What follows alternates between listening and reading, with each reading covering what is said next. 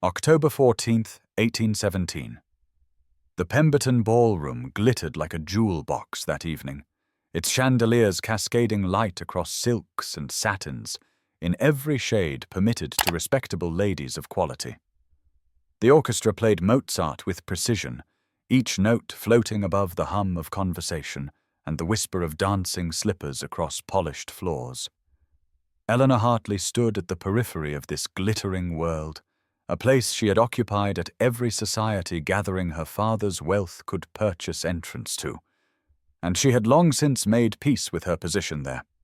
She was 26 years old, a fact that made her practically ancient by the cruel calculus of the marriage market, and she possessed neither the pedigree nor the ethereal beauty that might have compensated for her inadequate bloodline. Her father, Thomas Hartley, had made his fortune in textiles and shipping, respectable trades that filled coffers but could never fill the void where noble ancestry ought to reside. Eleanor knew what the ladies whispered behind their fans when she passed. Too tall, they said, and too direct in her manner of speaking. Her eyes were an unremarkable brown, her figure too slender to be fashionable, her complexion merely adequate, despite never having labored in the sun. She had been educated beyond what was proper for a woman, could discuss philosophy and literature with an enthusiasm that made gentlemen uncomfortable, and she lacked the simpering deference that might have softened these deficiencies. She had learned to accept her invisibility, even to find a strange comfort in it, for if one expected nothing, disappointment became impossible. Tonight she wore a gown of pale blue silk that had cost her father more than some families earned in a year, but she knew it would make no difference. She was watching the dancers with the bittersweet appreciation of someone observing a world through glass when she first noticed him across the room. Alexander Ravenscroft, Duke of Ravenscroft, stood in conversation with Lord Pemberton and his daughter, the incomparable Lady Margaret Pemberton. Eleanor knew who he was, of course. Everyone knew the Duke.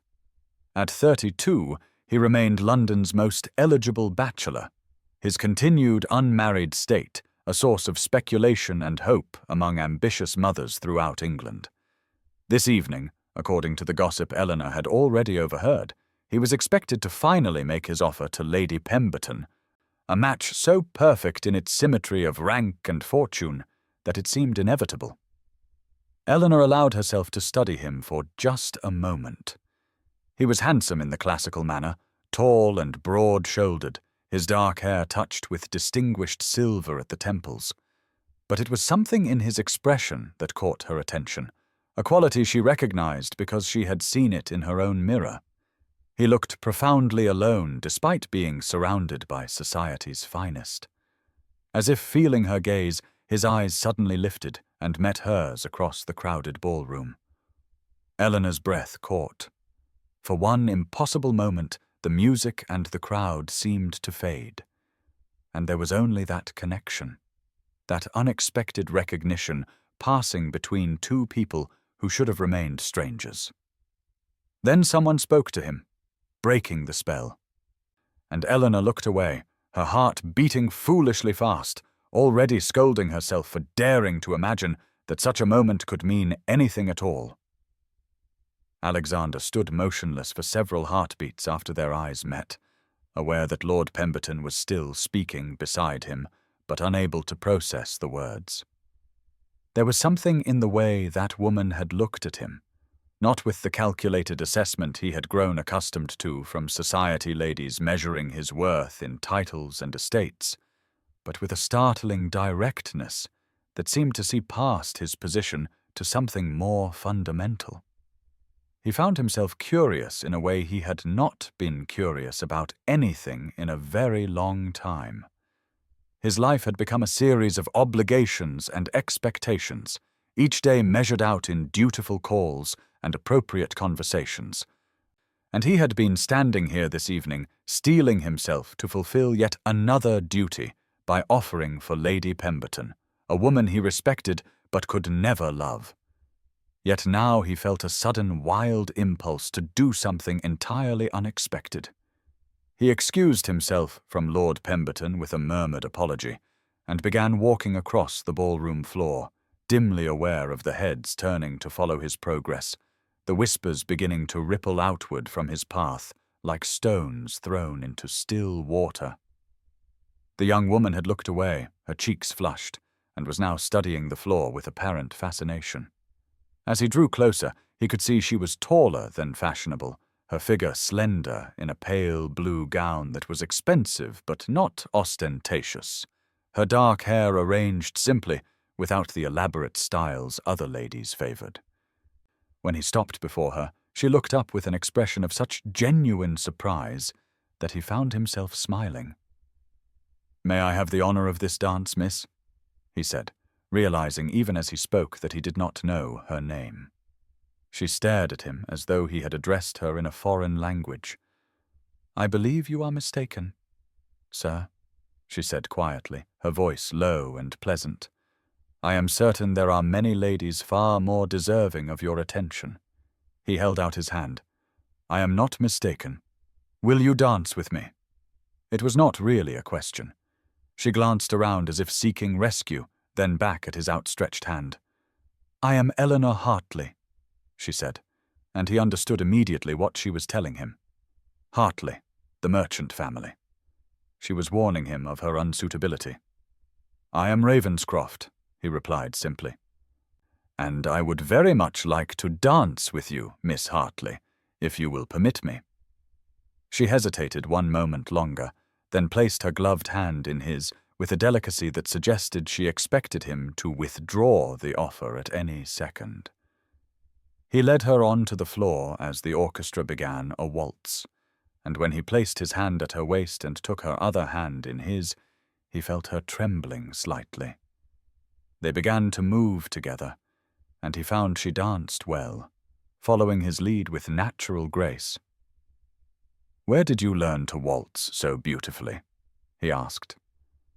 "My father hired a dancing master," she said, a touch of defensiveness in her tone. "He believed it important that I be properly educated in all the accomplishments." "Then your father is a wise man." She looked at him directly then, searching his face for mockery and apparently finding none. "You are very kind, Your Grace." As they turned across the floor, he asked her about music, about literature, and found her answers thoughtful and articulate, delivered without simpering or false modesty. The dance ended too quickly. He bowed over her hand and she curtsied, and before he could stop himself, he leaned close and whispered, "I should very much like to speak with you again, Miss Hartley." Then he released her hand and walked away, leaving her standing alone in the center of the ballroom, touching her fingers to her lips as though she had just witnessed something impossible. Eleanor made her way back to where her father stood, near the refreshment table, her legs unsteady beneath her gown, and Thomas Hartley turned to her with an expression of barely suppressed jubilation that made her feel suddenly exposed and uncomfortable. "My dear," he said, gripping her arm with more force than necessary, "the Duke of Ravenscroft himself dancing with you. Do you understand what this could mean for our family, for our position?"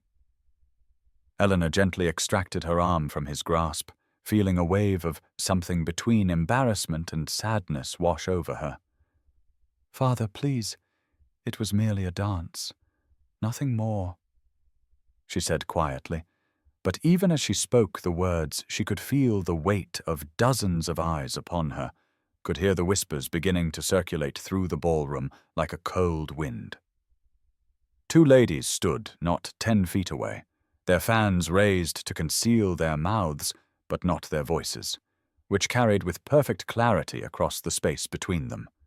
"Can you imagine," one said, "a merchant's daughter dancing with Ravenscroft? The presumption is absolutely breathtaking." The other replied with a laugh like breaking glass, "I suppose when one reaches her age without any prospects, desperation leads to all manner of inappropriate behavior, though I cannot fathom what possessed his grace to indulge such pretension." Eleanor felt the blood drain from her face, but she kept her expression carefully neutral, a skill she had perfected over years of enduring such observations. She glanced across the room and saw Lady Margaret Pemberton standing beside her father, her beautiful face arranged in an expression of icy composure, but her eyes, when they met Eleanor's for just a moment, held something that looked very much like contempt mixed with triumph. Eleanor suddenly needed air, needed to escape the suffocating weight of all those stares and whispers. She murmured an excuse to her father and made her way through the crowd toward the terrace doors, keeping her head high even as she heard her name repeated in various tones of shock and disapproval. The cool October air struck her face as she stepped outside, and she gripped the stone balustrade with both hands, drawing deep breaths and trying to calm the chaotic beating of her heart. She had been foolish, so foolish, to allow herself even a moment of hope, to imagine that a single dance could mean anything beyond a duke's momentary whim, or perhaps his misguided attempt at charity toward someone he perceived as pitiable. Of course it could lead nowhere. The gulf between their worlds was not merely wide, but absolute, reinforced by centuries of tradition and the iron laws of society that no amount of wishing could bend. She heard footsteps behind her and turned to find Caroline Wentworth, her dearest friend, approaching with concern written across her gentle features. Caroline had married a younger son of good family 3 years prior and occupied that comfortable middle space in society that allowed her to move between worlds more freely than Eleanor ever could. "Oh, my dear," Caroline said softly, taking Eleanor's hands in her own. "That was quite the spectacle. Half the ballroom is in an uproar." Eleanor managed a weak smile. "I should not have accepted. It was a mistake." Caroline studied her face carefully. "Did it feel like a mistake when you were dancing with him?" Eleanor looked away, unable to answer, because the truth was that for those few minutes in Alexander Ravenscroft's arms, she had felt something she had never expected to feel. Had felt seen and valued and impossibly alive. Inside, standing at one of the tall windows overlooking the terrace, Alexander watched Eleanor's solitary figure against the balustrade and felt something tighten in his chest, a protective instinct he had not known he possessed, and he found himself resolving that this would not be the last time he spoke with Eleanor Hartley. Consequences be damned. 3 days passed in which Eleanor told herself repeatedly that she must put the entire incident out of her mind, must recognize it for what it was, a moment of inexplicable kindness from a man whose world would never intersect with hers in any meaningful way again. And she had almost succeeded in convincing herself that she felt nothing but mild gratitude tinged with embarrassment when the butler appeared in the morning room where she sat attempting to focus on her embroidery and announced in a voice that barely concealed his astonishment that His Grace the Duke of Ravenscroft had called and requested an audience with the family. Eleanor felt the needle slip from her fingers and heard her father, who had been reviewing accounts at his desk, leap to his feet with such enthusiasm that his chair toppled backward onto the carpet. "Show His Grace in immediately," Thomas Hartley commanded, his hands already smoothing his waistcoat and adjusting his cravat. And then he turned to Eleanor with an expression of such naked ambition that she felt something shrivel inside her chest. "Compose yourself, girl," he hissed. "This is the opportunity of a lifetime. Do not say anything foolish." Eleanor had no time to respond before Alexander Ravenscroft entered the room, and she found herself rising automatically, dropping into a curtsy while her mind raced trying to understand why he had come. He looked exactly as she remembered, tall and elegant in a dark blue coat that emphasized the breadth of his shoulders, his expression polite but reserved, as Thomas Hartley launched into an effusive welcome that made Eleanor want to sink through the floor. "Your Grace, what an unexpected honor. You do us such kindness by calling. Please sit, may we offer you tea? My daughter will pour, Eleanor. Where are your manners?" Eleanor moved to the tea service with hands that trembled slightly. hyper-aware of Alexander settling into the chair her father indicated, of the way her father positioned himself between them like a guardian protecting treasure, of the absurdity of this entire situation. She poured tea with careful precision, willing her voice to steadiness as she asked how he preferred it prepared, and when she handed him the cup their fingers brushed for the briefest instant, and she felt that same electric awareness she had experienced during their dance. They endured 20 minutes of awkward conversation, during which Thomas dominated the discussion, boasting about his business ventures and connections, while Eleanor sat in mortified silence. But then Alexander did something unexpected. He set down his teacup and said with perfect courtesy, "Mr. Hartley, I understand you have an impressive library. I have heard it mentioned in several circles, and I wonder if Miss Hartley might show me the collection. I have a great passion for books, and would value her perspective on your acquisitions." Thomas looked momentarily stunned that his daughter, rather than himself, was being requested as guide, but his desire to please the Duke overrode any propriety concerns, and he agreed with an eagerness that made Eleanor cringe inwardly. She led Alexander to her father's library, a room she had always loved for its tall windows and the smell of leather and paper, and the moment the door closed behind them, she felt the atmosphere shift into something more intimate and dangerous. Alexander moved to the nearest shelf, but did not look at the books, instead turning to face her directly. "Miss Hartley, I have not been able to stop thinking about our conversation the other evening," he said quietly, "and I find myself hoping very much that you might indulge my company again. Would you permit me to call on you?" Eleanor stared at him, searching his face for some indication that this was a cruel jest or a misunderstanding, but she found only sincerity and something that looked remarkably like hope, and before she could stop herself, she said yes. Alexander returned to Ravenscroft House that evening, with his thoughts still full of Eleanor Hartley, of the way her eyes had lit when discussing poetry, of the intelligence and warmth that radiated from her despite society's determination to render her invisible. And he was still smiling slightly when he entered the grand foyer, only to find his mother waiting for him in the drawing-room with an expression that could have frozen the Thames in midsummer.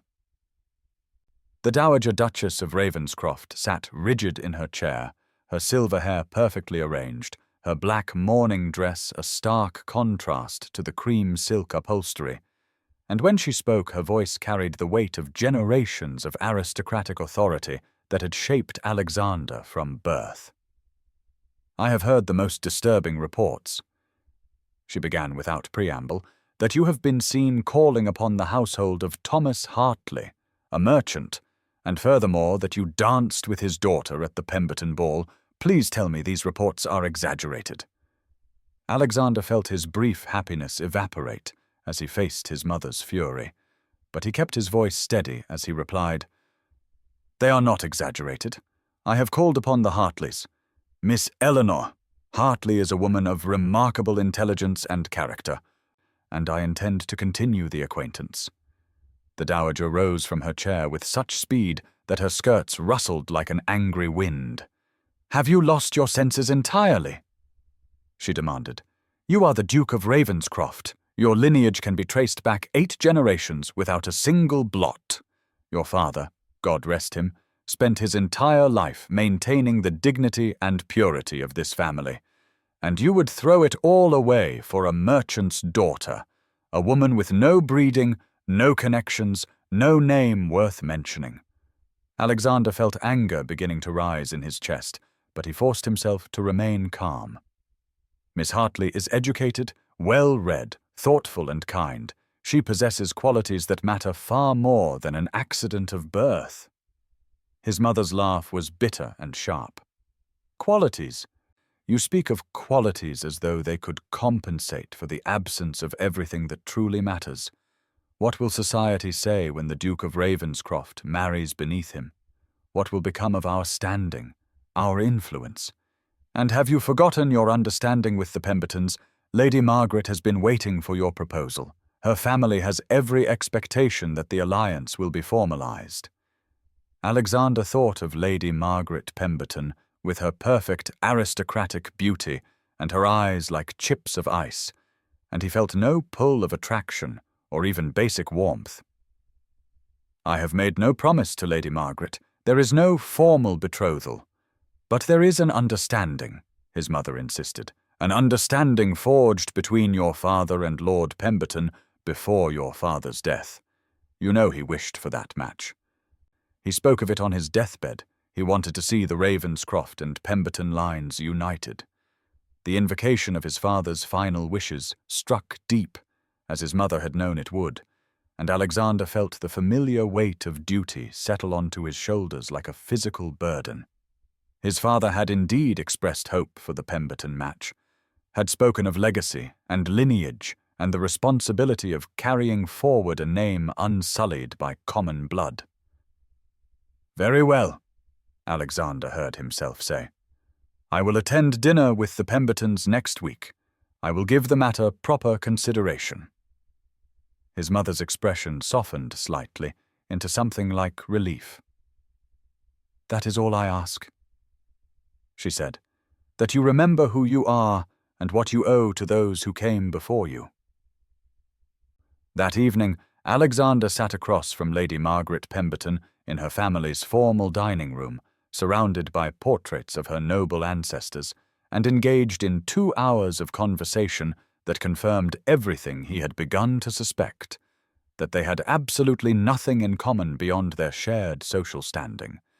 And as he returned home that night, he realized with perfect clarity that he could not marry without love, could not spend his life with someone who did not see him as anything more than a title and an alliance.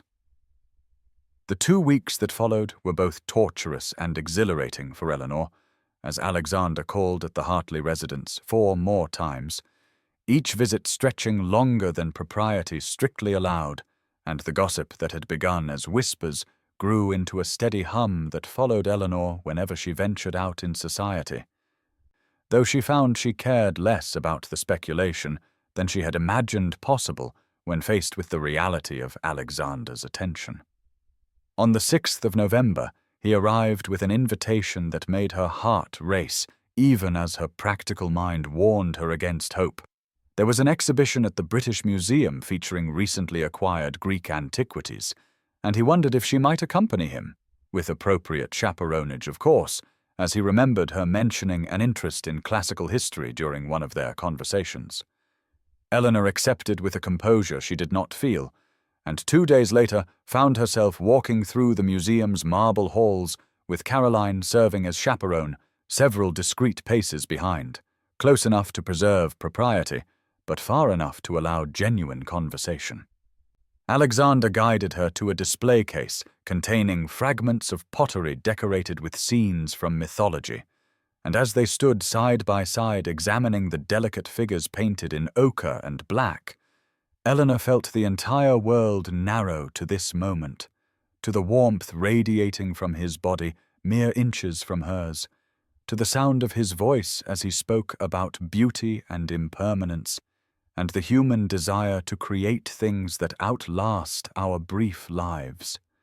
She responded with her own thoughts about how ordinary people, potters and painters whose names were lost to history, had created works that still moved viewers centuries later, and she saw something shift in his expression, a deepening of respect and fascination that made her breath catch.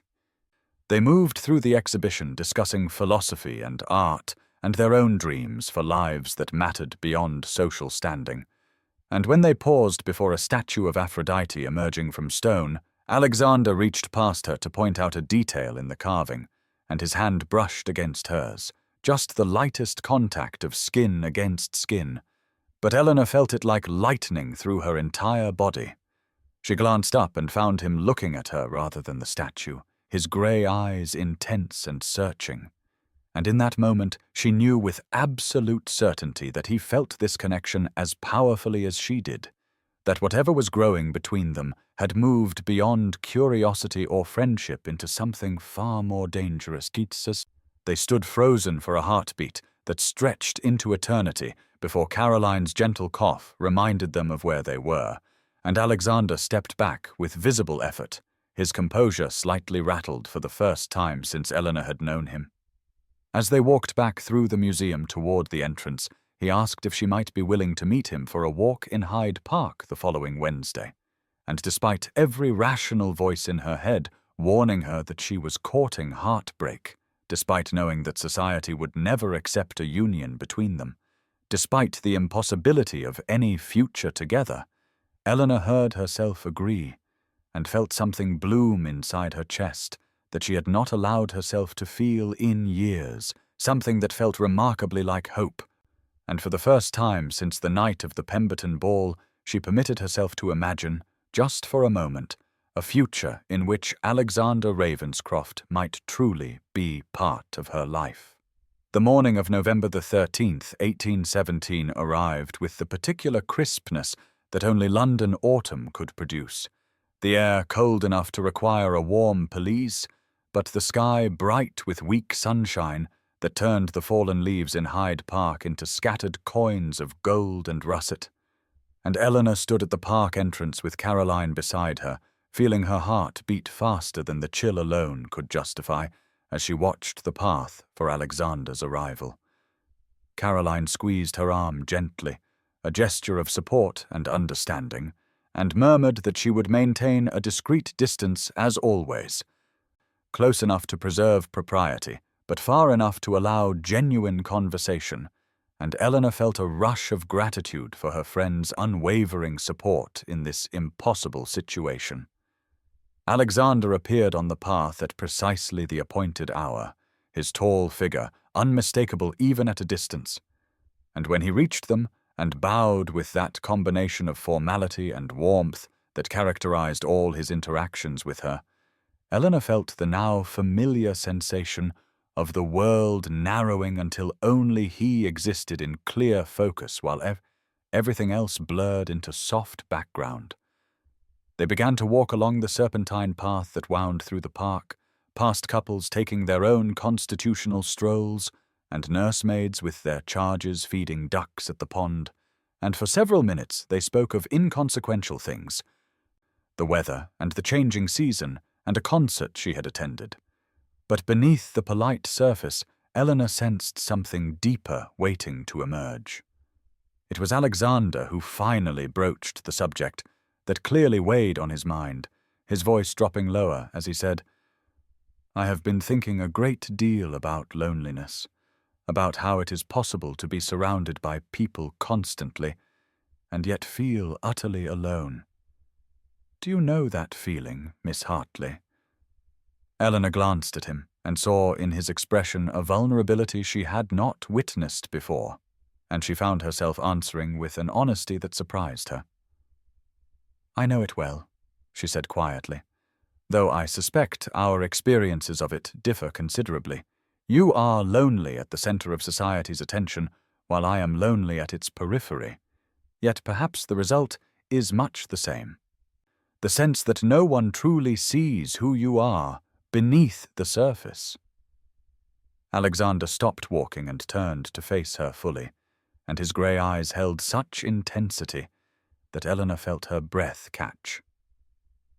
"That is precisely it," he said. "I have spent my entire life being seen only as a title, as the Duke of Ravenscroft, with all the expectations and assumptions that accompany that designation. But you, Miss Hartley, you see me as simply Alexander.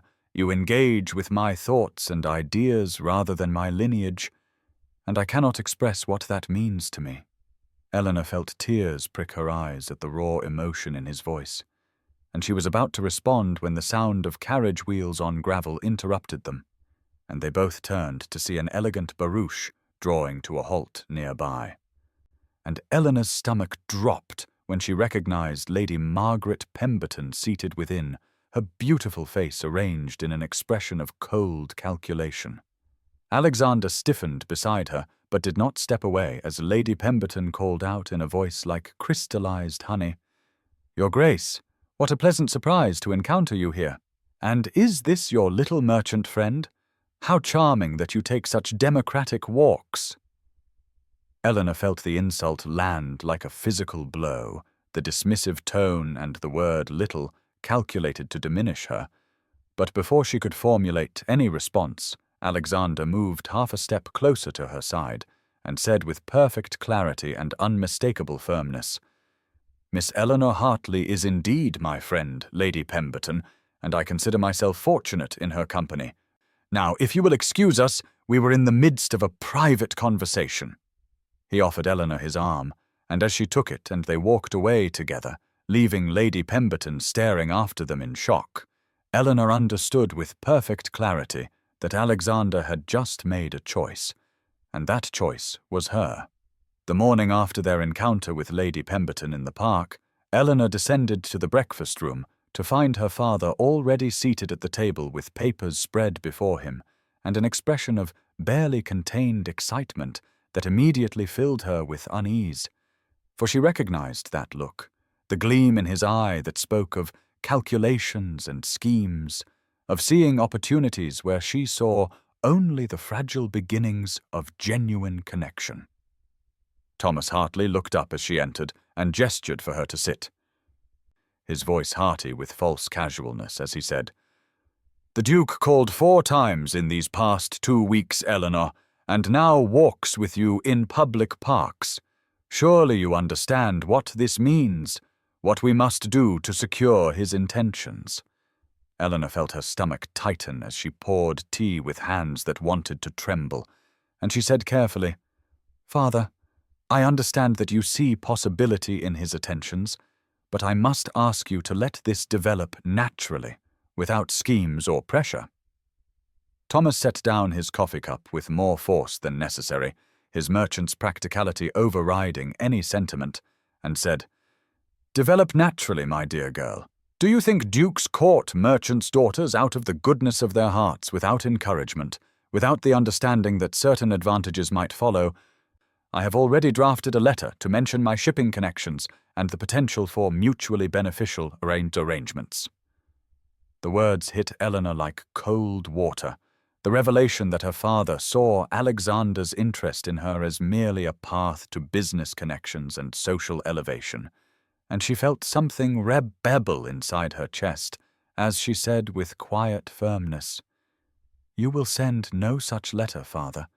If Alexander calls here, it is because he values my company, not because he seeks commercial partnerships, and I will not be used as bait for your ambitions." Thomas's face flushed with anger and wounded pride, and he stood abruptly, beginning to pace the small breakfast room as he had when making difficult business decisions. And after a long moment, he turned to her with an expression that mingled desperation with determination, and said, "Eleanor, you do not understand. The shipping venture I invested in last spring has failed. I have lost nearly £8,000, and without connections, without some advantage to leverage, we may lose this house, your security, everything I have built."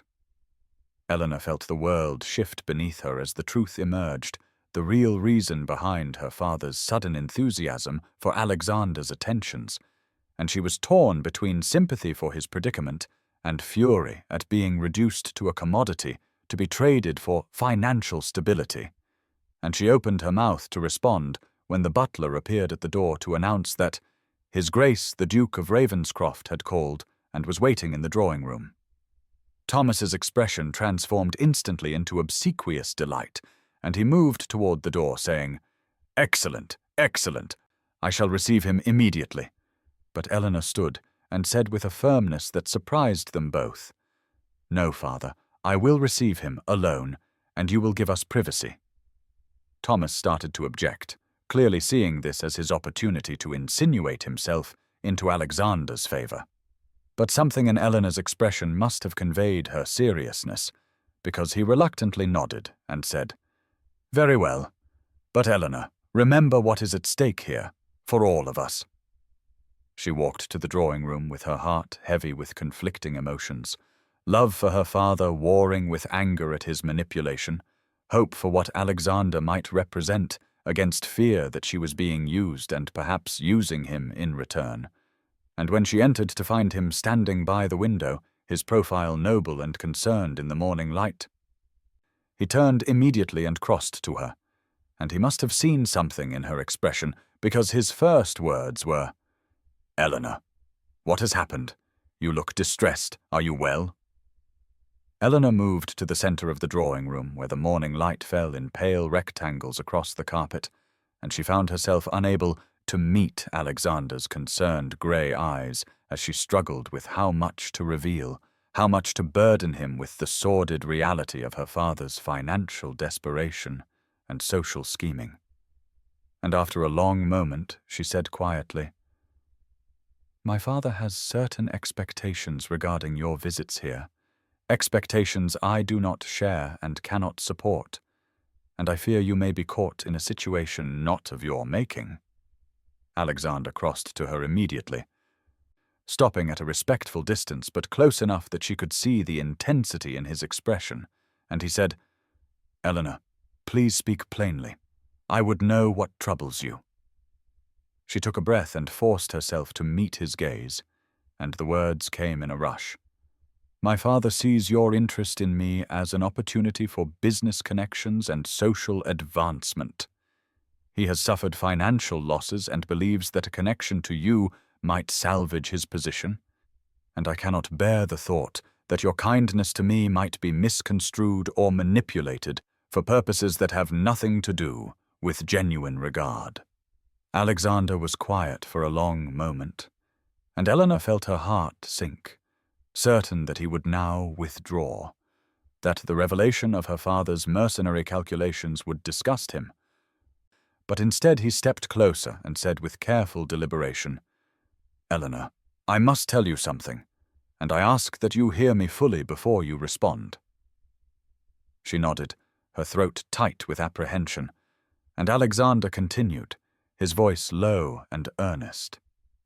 "I have been calling here these past weeks not out of casual interest or philanthropic condescension, nor certainly to explore business arrangements with your father.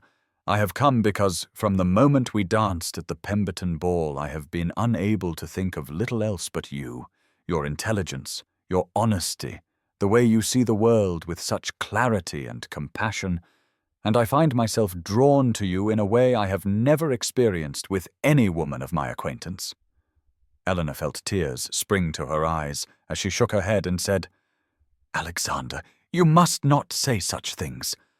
You know as well as I that there can be no future for us. You are a duke with responsibilities and expectations, and I am merely a merchant's daughter.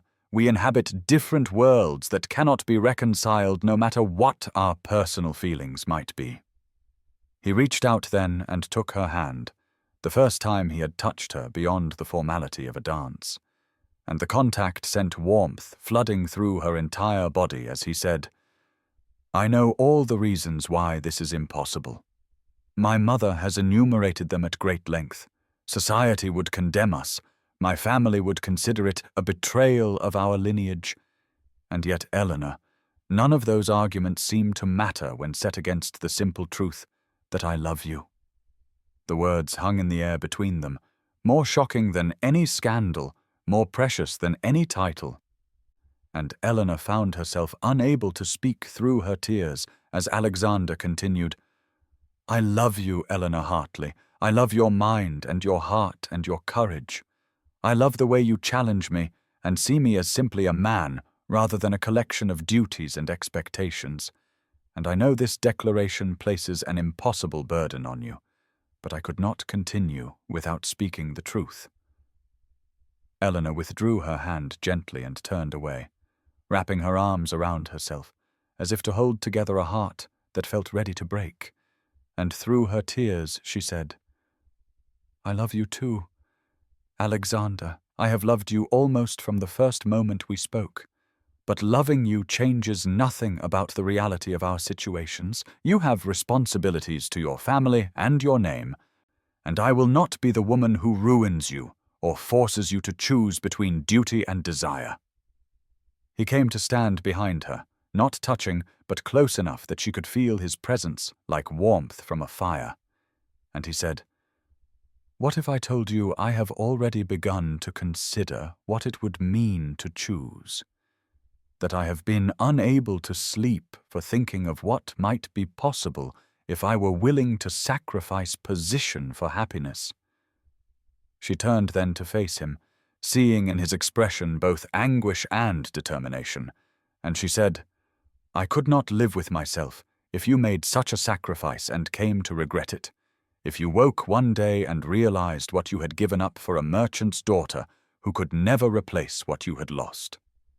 Alexander lifted his hand and very gently wiped a tear from her cheek, and he said, "Then we find ourselves at an impasse, my dear Eleanor, for I cannot imagine a future without you in it, and yet neither of us can see clearly how such a future might be achieved, so perhaps for now we might simply acknowledge what exists between us and continue as we have been, meeting, talking, building something genuine even if its ultimate form remains uncertain." Eleanor knew she should refuse, should end this now before either of them became more deeply entangled, but she found herself nodding and saying, "Yes, yes, we will continue, though heaven knows where this path leads us." Eleanor had not intended to attend the theatre that November evening, but her father had purchased tickets weeks earlier when he still harbored hopes of using social outings to advance his standing.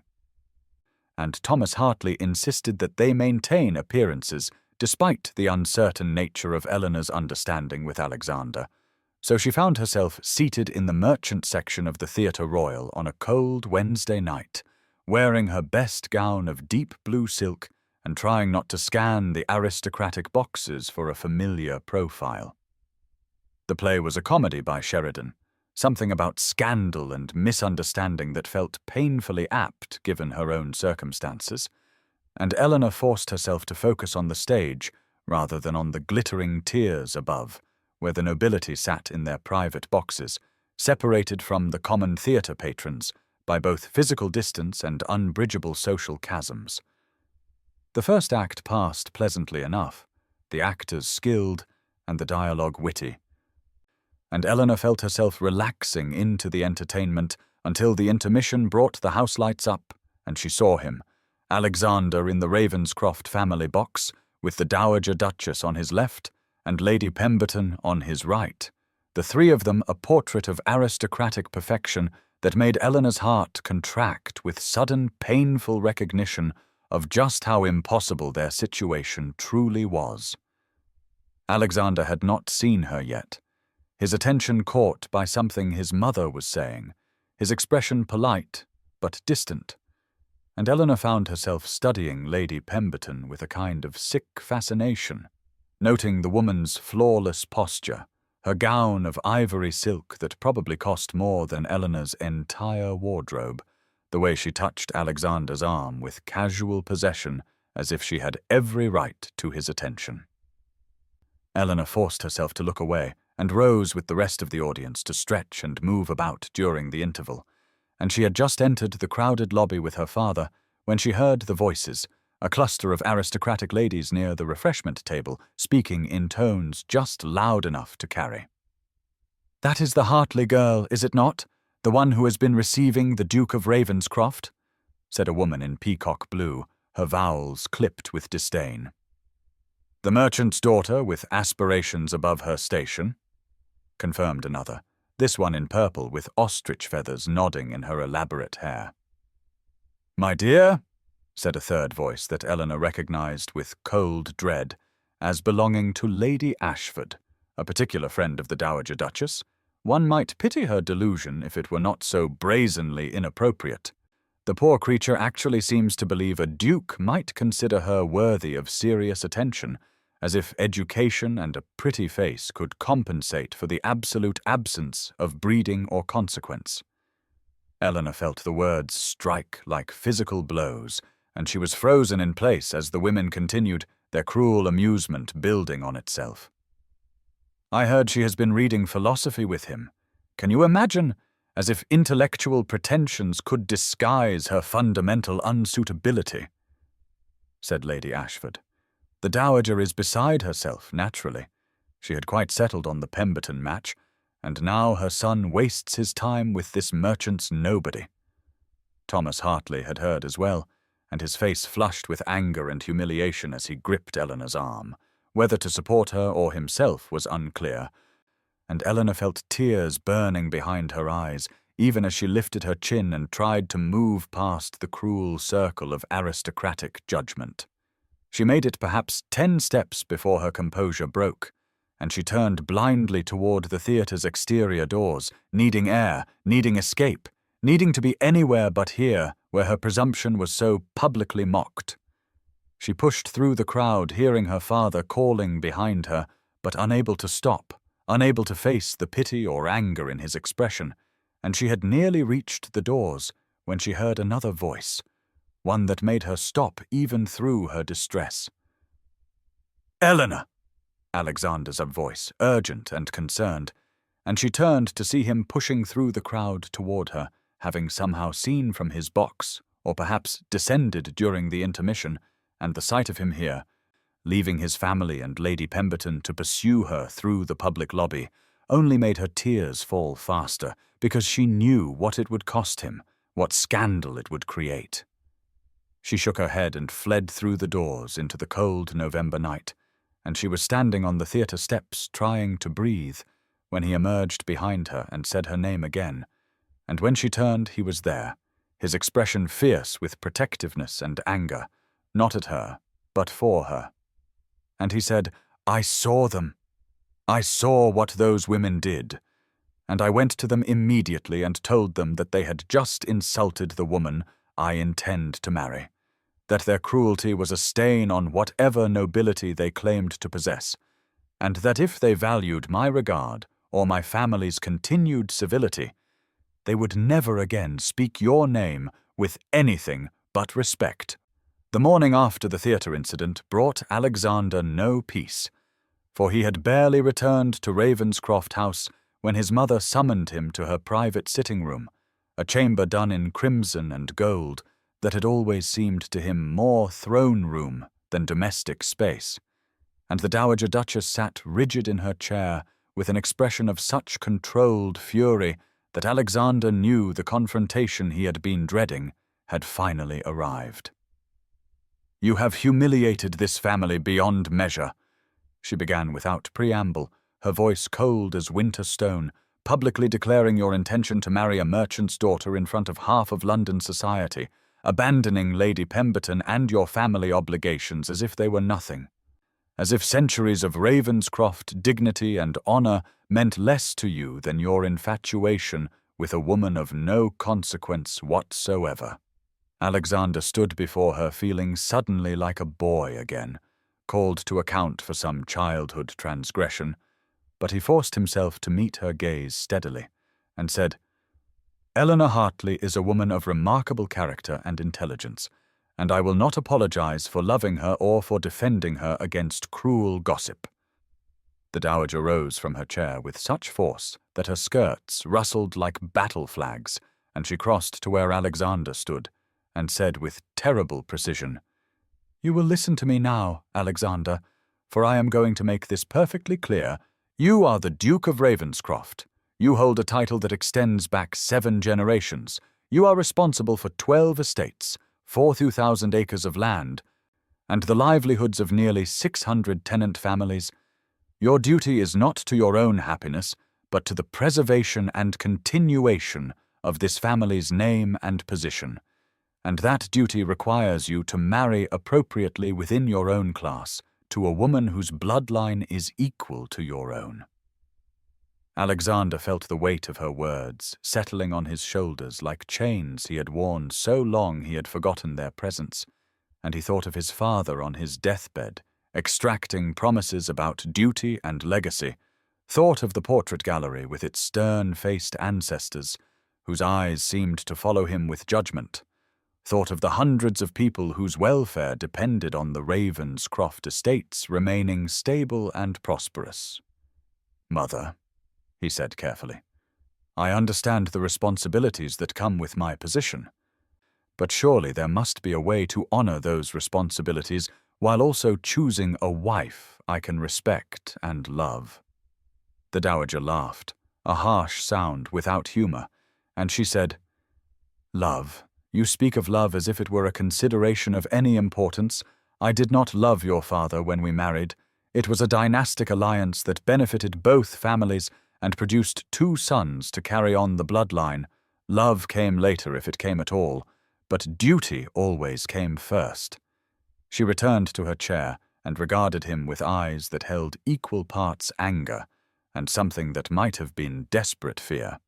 And she delivered her ultimatum with the finality of a judge pronouncing sentence.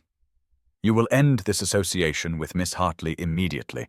You will make your apologies to Lady Pemberton and her family, and you will fulfill the understanding that has existed between our families for the past 18 months. Or, Alexander, I swear to you by your father's memory, you will be formally disowned, stripped of your access to the family accounts, and your brother will be named as my heir in your place." Alexander felt the words strike him like physical blows. But beneath the shock was something else, a strange clarity that came from finally seeing the choice laid bare before him without evasion or compromise possible. And he said quietly, "You would truly disown your own son for choosing love over dynastic ambition." Without hesitation, she replied, "I would disown a son who failed in his fundamental duty to his family and his name," and she looked at him with such absolute conviction that Alexander knew she meant every word. Eleanor had not slept the night after the ultimatum, for Caroline had arrived at dawn with the news that the Dowager Duchess had made her threat public among select society circles, ensuring that Eleanor would know the price Alexander would pay for choosing her. And as Eleanor sat in her small bedroom watching the grey November light creep across the walls, she came to the only conclusion her conscience would allow, which was that she loved Alexander too much to let him sacrifice everything for her sake. She spent the morning composing a letter, writing and rewriting the words until they said what needed to be said without revealing how completely her heart was breaking, and the final version released him from any obligation or understanding between them, acknowledged that his duty to his family and tenants must take precedence over personal happiness, and assured him that she had never expected or presumed anything more than the friendship and intellectual companionship they had shared these past weeks. She wrote that she was grateful for the gift of having been seen and valued by someone of his character, that she would treasure the memory of their conversations always, and that she hoped someday he would find contentment in whatever marriage his position required. And she signed it simply Eleanor, not allowing herself any endearment that would make the separation harder for either of them. Caroline found her sealing the letter with trembling hands, and her friend said with unusual sharpness, "Eleanor, you cannot do this. You cannot make this choice for him. He deserves the right to decide what matters most in his own life." But Eleanor shook her head and said, "If I truly love him, and I do, Caroline, I love him more than I knew it was possible to love another person, then I must love him enough to let him go, because how could I live with myself knowing that hundreds of families lost their security because the Duke chose me? How could I bear seeing him years from now regretting what he gave up, resenting me for letting him make such a sacrifice?" Caroline tried for another 20 minutes to dissuade her, arguing that Alexander was a grown man capable of understanding the consequences of his choices, that his happiness mattered as much as his duty, that Eleanor was denying both of them the chance at genuine love. But Eleanor had made her decision with the same quiet determination that had sustained her through years of social dismissal, and she put on her cloak and told her father she needed to deliver a message to Ravenscroft House personally. The walk through London streets felt interminable, every step taking her closer to the end of her brief happiness. And when she reached the imposing townhouse, with its black iron gates and pristine stone facade, she nearly turned back a dozen times before finally handing the sealed letter to the butler and fleeing before her courage could fail completely. She had made it back to her own street when she heard hoofbeats behind her, and she turned to see Alexander on horseback, still in his mourning clothes, without hat or gloves, riding toward her with her letter clutched in his hand and an expression of such fierce determination that her heart stuttered in her chest. He dismounted before the horse had fully stopped and crossed to where she stood frozen on the pavement, and he said without preamble, "No, Eleanor, absolutely not. You do not get to make this decision for me. You do not get to nobly sacrifice our happiness because you think you are saving me from myself." She tried to speak, to explain, but he held up the letter and said, "I read this, every word, and I understand what you are trying to do. But Eleanor, I have already made my choice. I made it last night while my mother delivered her ultimatum. I made it every time I saw you and felt truly alive for the first time in my life." And he stepped closer and took her cold hands in his and said with absolute conviction, "I am renouncing my title. I am giving up the dukedom, and I am going to marry you if you will still have me as simply Alexander Ravenscroft, with nothing but my name, and whatever future we can build together." December brought cold rain to London that seemed fitting accompaniment to the somber business Alexander had to conduct, and on the morning of the 7th, he arrived at the offices of Whitmore and Sons, the solicitors who had served the Ravenscroft family for 4 generations, carrying documents that would formally dissolve his claim to the dukedom and transfer all entailed properties, estates, and titles to his younger brother James. The senior Mr. Whitmore, a man of 60 with silver hair and the dignified bearing of one who had witnessed decades of aristocratic drama, had tried one final time to dissuade Alexander from this unprecedented course, saying with genuine concern that in his 35 years of legal practice he had never witnessed a peer voluntarily relinquishing a title of such magnitude, and did his grace, he still used the title out of habit, truly understand that once these papers were signed, there would be no legal mechanism for reversal, that he would be permanently severed from the Ravenscroft inheritance and all privileges attendant to the dukedom.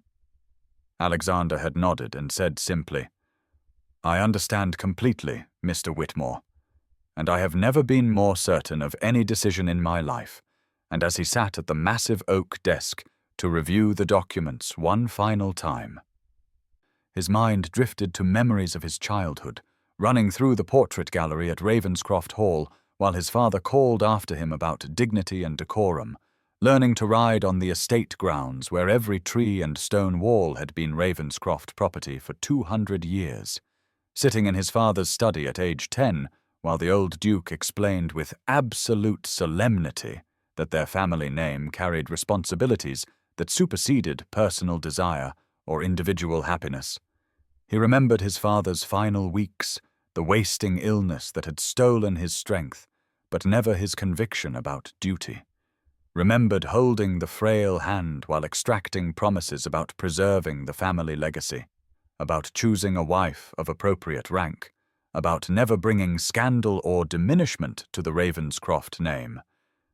Promises Alexander had believed at the time were sacred vows he would honor until his own death.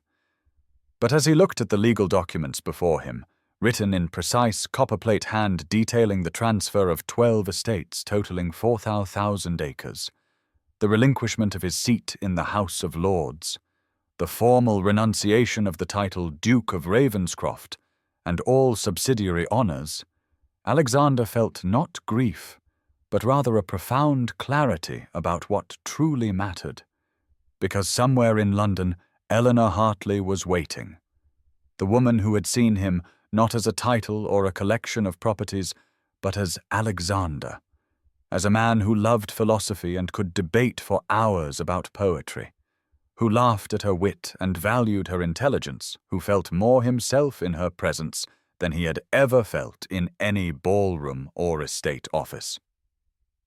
The door opened, and his mother entered without announcement, and the dowager stood in her black mourning clothes, for she had donned full mourning as if her son were dying rather than choosing a different life, and she made one final desperate appeal, saying that his brother James was only 28 and not prepared for such responsibility, that the tenants and dependents of the estates needed continuity of leadership, that Alexander's father would be devastated beyond measure if he knew his eldest son was abandoning everything their family had built across generations.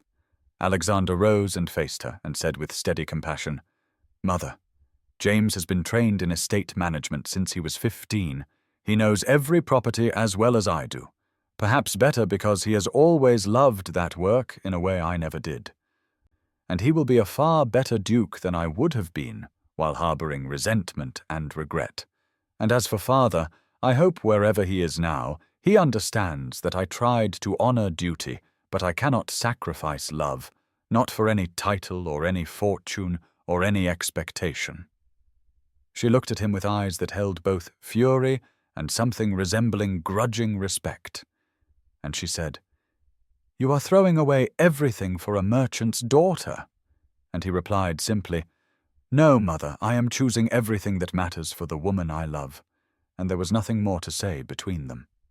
Alexander sat back down and took up the pen Mr. Whitmore offered, heavy silver that had signed countless documents of import.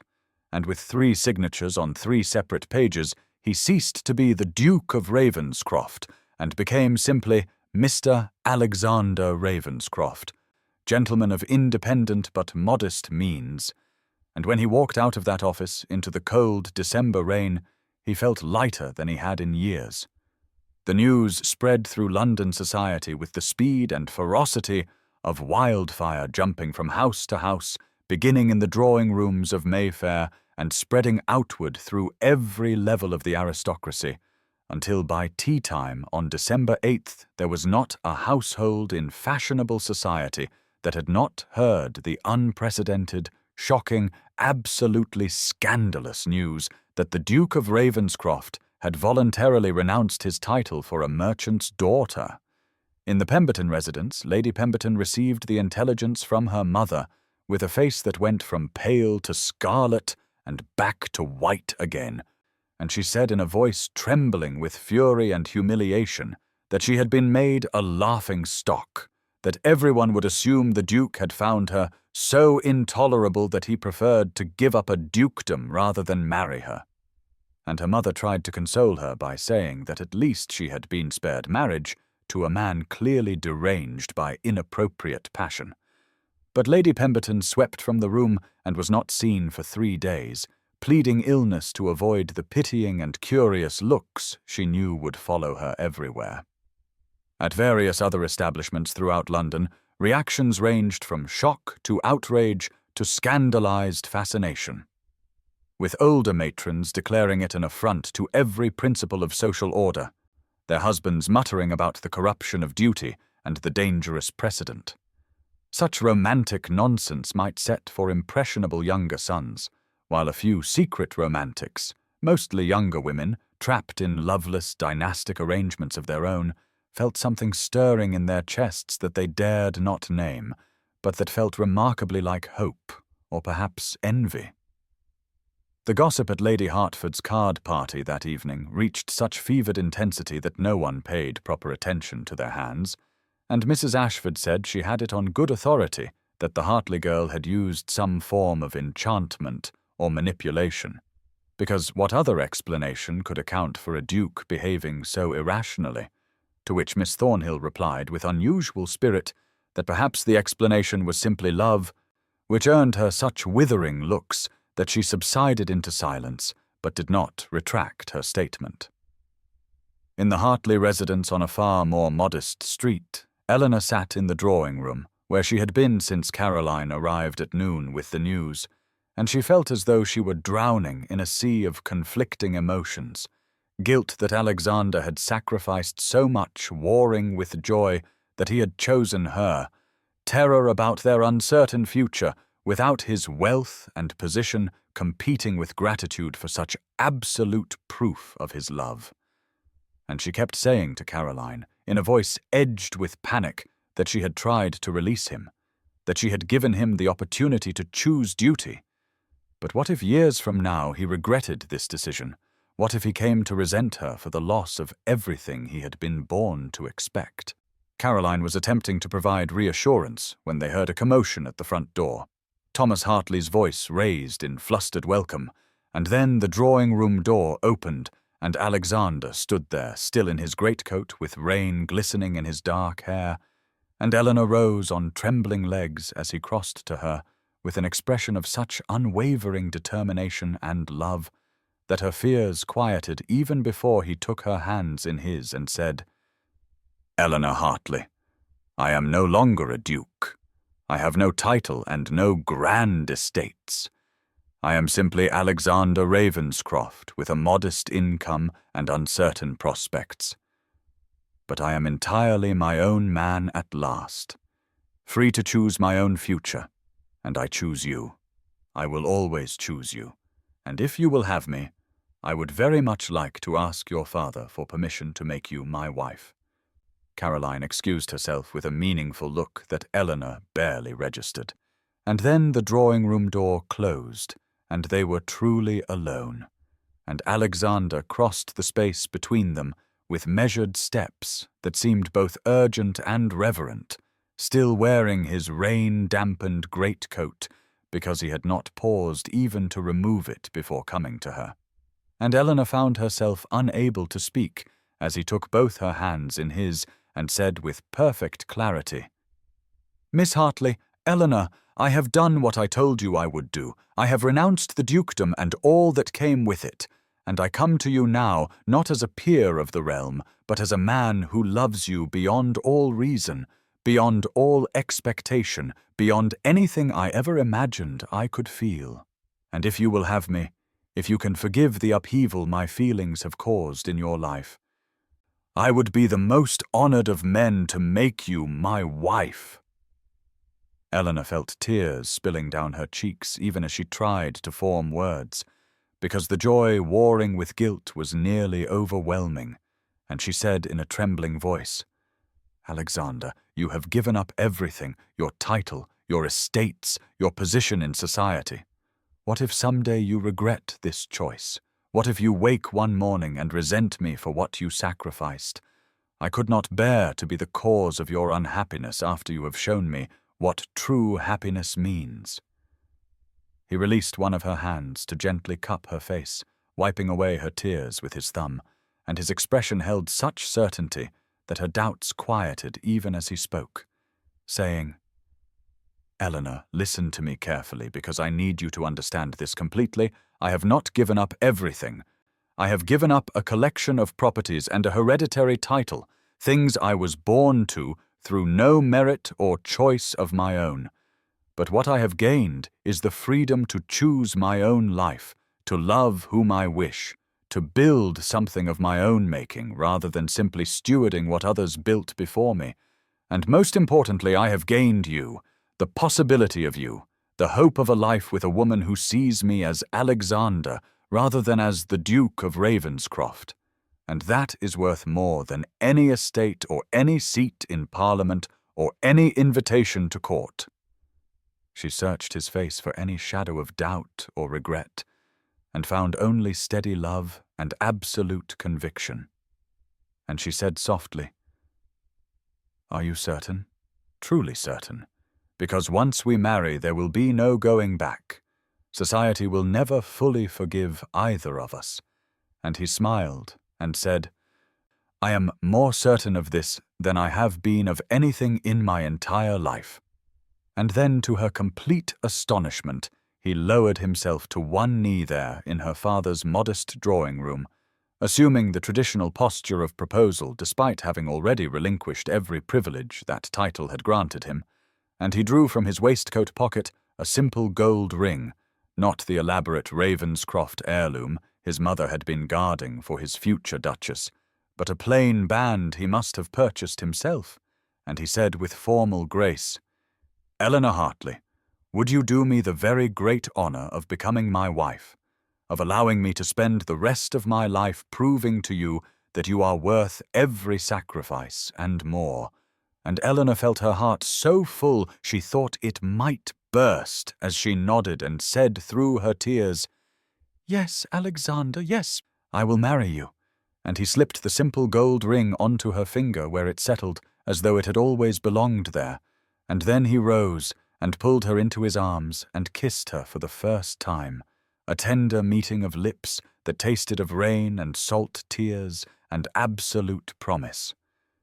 And Eleanor knew with perfect certainty that whatever challenges lay ahead, they would face them together as equals in love, if not in birth. January brought with it a peculiar mixture of elation and practicality, as Eleanor and Alexander sat together in the Hartley drawing room on a grey afternoon, discussing matters that felt both wonderfully domestic and somewhat daunting, because while their love was certain and their commitment absolute, the practical realities of building a life without the vast resources Alexander had been accustomed to required careful planning and honest conversation. Alexander explained with admirable clarity that while he was no longer wealthy in the way he had been as Duke of Ravenscroft, he did possess a modest but respectable income from personal investments his grandfather had settled on him years ago, funds that had never been tied to the title and therefore remained his own, and he estimated they could live comfortably, though not extravagantly, on approximately £800 per year, which was more than many genteel families managed on, but represented a dramatic reduction from the tens of thousands the ducal estates had generated. Eleanor listened carefully, her practical merchant daughter's mind calculating household expenses and necessary economies, and she assured him that such an income seemed perfectly adequate for a small household, that she had no need of elaborate gowns or grand entertainments, and Alexander smiled at her with such warmth that she knew he had worried she might find the reduction difficult to accept. The conversation turned to his employment prospects, because while his income provided a foundation, Alexander expressed a strong desire to work, to build something through his own two efforts, rather than simply living off inherited investments, and he mentioned possibilities in law or perhaps estate management for others, having been trained since childhood in the complexities of running large properties, even if he would never again run his own. It was at this juncture that Thomas Hartley, who had been conspicuously absent but almost certainly listening from the hallway, entered the room with an expression of studied casualness and proposed that Alexander might consider joining him in a business partnership, suggesting that a gentleman of Alexander's education and connections, even diminished connections, combined with Thomas's commercial acumen and established trade relationships, could prove mutually beneficial. Eleanor watched Alexander's face carefully, knowing this moment represented a significant test of his adjustment to his new circumstances, because accepting such a partnership meant fully embracing the merchant class he had been born to consider beneath him, and she saw the brief flicker of internal struggle before his expression cleared and he extended his hand to Thomas, saying he would be honored to discuss terms, that he had much to learn about commerce but was willing to work diligently. The relief and joy Eleanor felt at his response was profound, because it confirmed what she had hoped, but hardly dared assume, that Alexander truly meant what he said about valuing partnership over position, and over the following weeks as they continued planning their wedding, she found herself falling even more deeply in love with this man who approached ledgers and shipping schedules with the same serious attention he had once devoted to parliamentary matters. They decided together on a small, quiet wedding to take place in March, eschewing any pretense of grandeur. And Caroline threw herself into helping with preparations despite the modest scale, declaring that a wedding celebrated in love was worth 10 grand society affairs performed for appearance.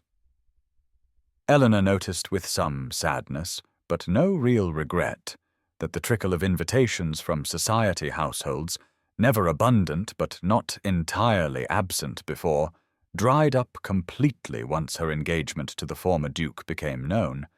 But she found she did not care, that the opinion of people who valued title over character held no power over her happiness.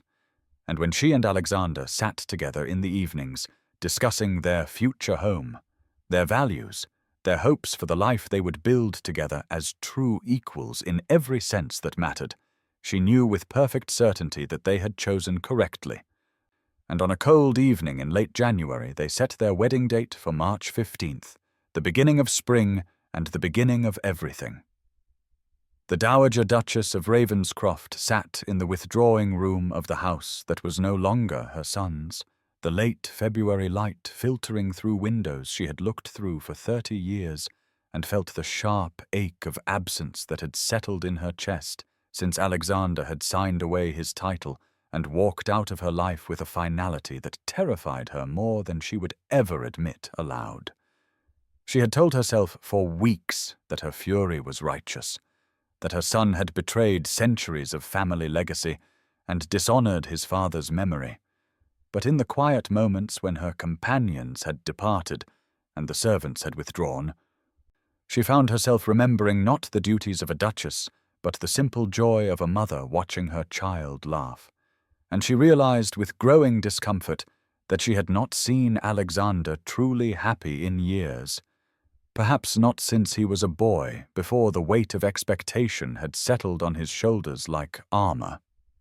Her old friend Lady Westbrook had called that afternoon and had spoken with uncharacteristic bluntness about pride and stubbornness, suggesting that the dowager might consider whether her attachment to bloodlines and tradition was worth losing her son entirely. And though the dowager had bristled at the implication, the words had burrowed into her mind and refused to leave. That evening, she found herself in her private sitting room looking through a miniature portrait of Alexander at age 8, his face bright with uncomplicated joy. And she was struck by the sudden memory of her own wedding day. How she had stood beside the late Duke, feeling nothing but dutiful resignation. How her own mother had assured her that love was unnecessary for a successful marriage, that respect and shared purpose were sufficient, and how she had spent 28 years in a union that was perfectly correct and absolutely empty of genuine affection. She set down the miniature with trembling hands and acknowledged what she had been avoiding for months, that Alexander had chosen something she herself had never possessed, that his happiness with Miss Hartley, with Eleanor, was real in a way her own marriage had never been, and that her insistence on duty and bloodline was perhaps less about family honor and more about her own bitter inability to accept that her son had found what she had been denied. The realization did not come easily or all at once, but rather seeped into her understanding like water into sand, and she found herself wondering with genuine curiosity whether Eleanor Hartley was truly as unsuitable as she had proclaimed, or whether her objections had been rooted in nothing more substantial than habit and inherited prejudice. The next morning she made a decision that felt both terrifying and strangely liberating, and she instructed her secretary to make discreet inquiries about the wedding plans, to learn the date and location without approaching Alexander directly. And when her secretary returned with the information that the ceremony would be small and held in March at a local church with only intimate friends invited, she felt a sharp pang of grief that she was not among that number, but also a flicker of determination that perhaps it was not too late to mend what her pride had broken, and that night she sat at her writing desk and began composing a letter she was not certain she would send, asking her son if she might call upon him to discuss a matter of some importance, and after 3 drafts she finally sealed the letter and had it delivered before she could change her mind. Alexander received his mother's letter on a grey morning in early March and felt a complicated mixture of emotions as he read her careful request for a meeting, because while he had made peace with her absence from his life and was genuinely content with his choice, the carefully formal tone of her note suggested something had shifted in her thinking. And when he showed the letter to Eleanor that evening, she surprised him by immediately saying he should agree to meet with her, that reconciliation with family was always worth attempting, even when the wounds ran deep. They discussed the matter over dinner in their modest rooms, Eleanor pointing out that whatever his mother's faults, she was still his mother and would soon be grandmother to their children. And Alexander found himself moved by Eleanor's generosity toward a woman who had treated her with such coldness, But Eleanor insisted that holding grudges served no one, and that if the dowager was genuinely reaching out, they should respond with grace. It was Eleanor herself who wrote back, suggesting that rather than Alexander meeting his mother alone, perhaps the dowager might prefer to take tea with Eleanor. A suggestion that took considerable courage, because Eleanor knew such a meeting could be deeply uncomfortable, but she felt strongly that if there was to be reconciliation, it should begin with the two women who had been at the heart of the conflict. The dowager's response arrived within 2 days, a brief note accepting the invitation with what Eleanor interpreted as barely concealed anxiety, and they arranged to meet at a tea room in a quiet part of town, neutral territory that belonged to neither of them. On the appointed afternoon, Eleanor dressed with care in a simple but elegant gown of pale blue, and as she prepared to leave, Alexander squeezed her hand and told her she was braver than anyone he had ever known, and she kissed his cheek and said she was simply practical, that they would all be happier if this breach could be mended. The tea room was nearly empty when Eleanor arrived, and she had barely settled at a corner table when the dowager entered, looking smaller somehow than Eleanor remembered, less imperious and more uncertain. And as the older woman approached, Eleanor rose and curtsied with perfect correctness, and the dowager nodded stiffly and took the seat across from her. They ordered tea with awkward formality, the silence between them heavy with everything that had been said and left unsaid. And it was the dowager who finally spoke, her voice tight with suppressed emotion, as she began what was clearly a prepared speech about having had time to reflect on recent events and having come to certain uncomfortable realizations about her own behavior. Eleanor listened without interruption as the dowager acknowledged with obvious difficulty that her treatment of Eleanor had been unjust, that her objections had been rooted in prejudice rather than genuine concern for her son's welfare, and that watching Alexander's happiness from a distance had forced her to confront the emptiness of her own marriage and the hollowness of the traditions she had defended so fiercely.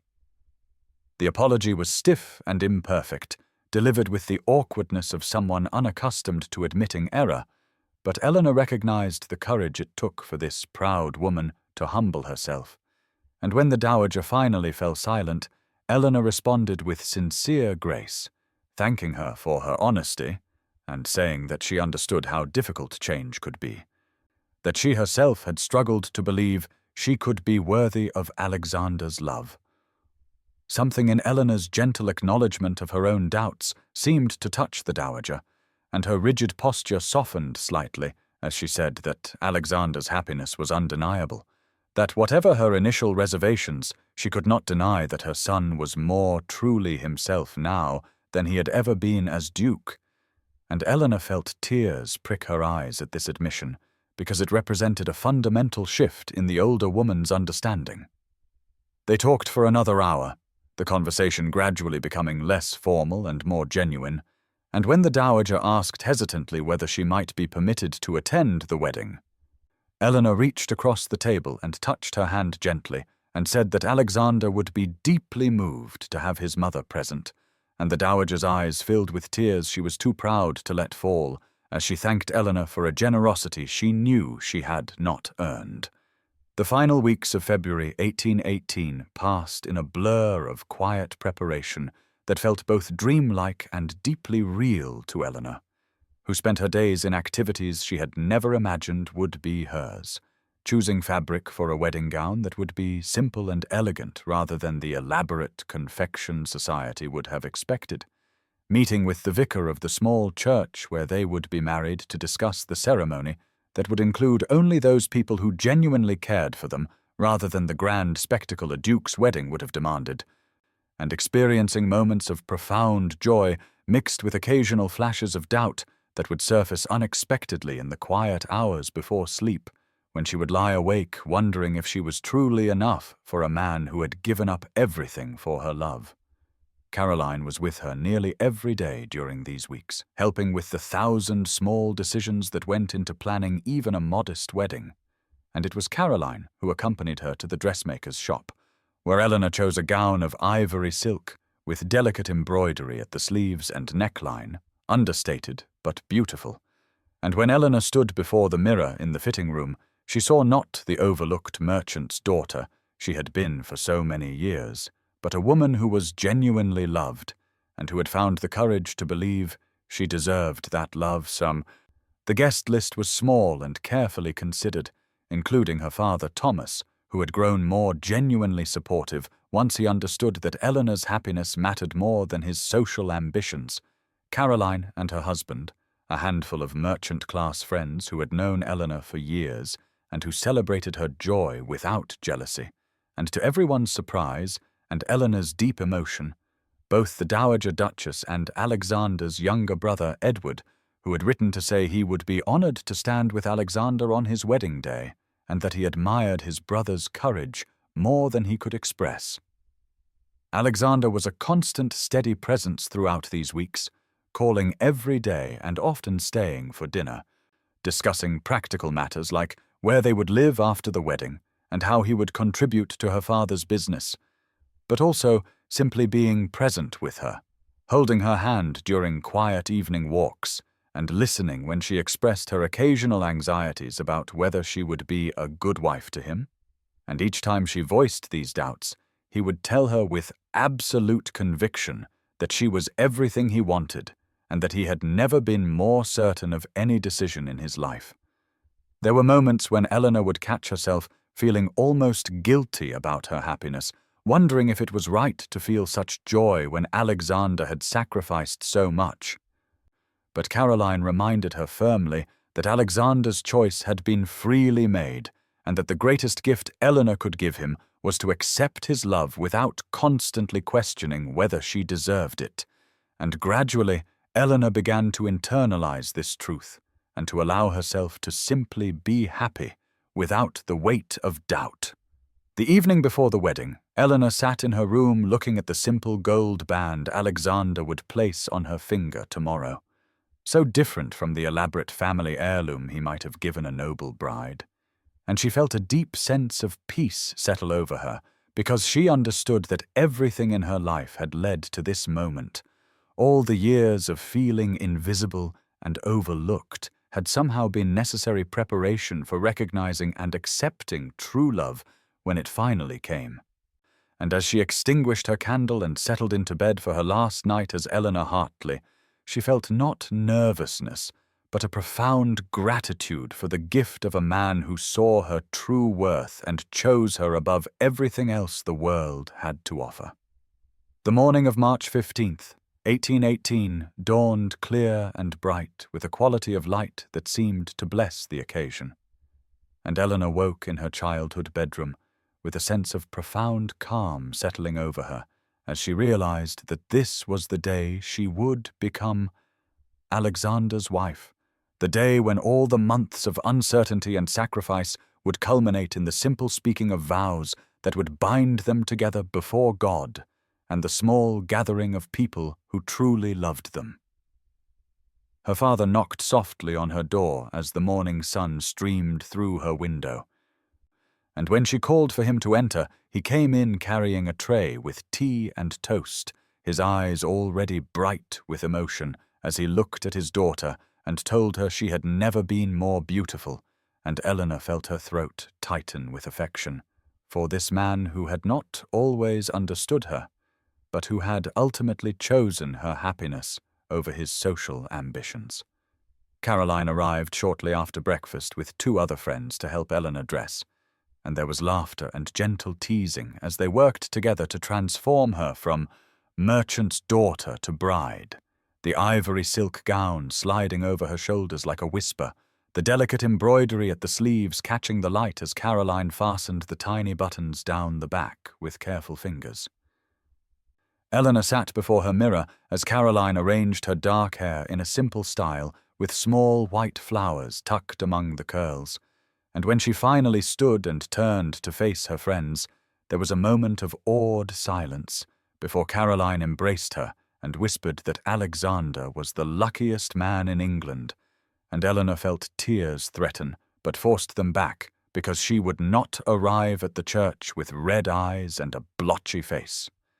The carriage ride to the church felt both endless and far too brief, Eleanor sitting beside her father as the familiar streets of London passed by the window, and Thomas held her hand tightly and told her with uncharacteristic emotion that her mother would have been so proud of the woman she had become, of the courage she had shown in choosing love over convention. And Eleanor squeezed his hand back and thanked him for giving her the freedom to make that choice even when it went against everything he had hoped for her.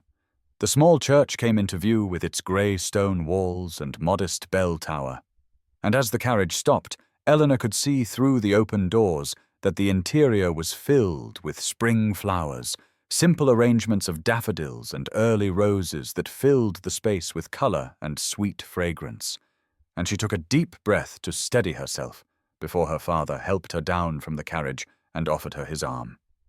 The gathering inside was small as planned, perhaps 30 people filling the first few pews, and as Eleanor stepped into the doorway and began her walk down the aisle, her eyes found Alexander immediately where he stood at the front beside his brother Edward.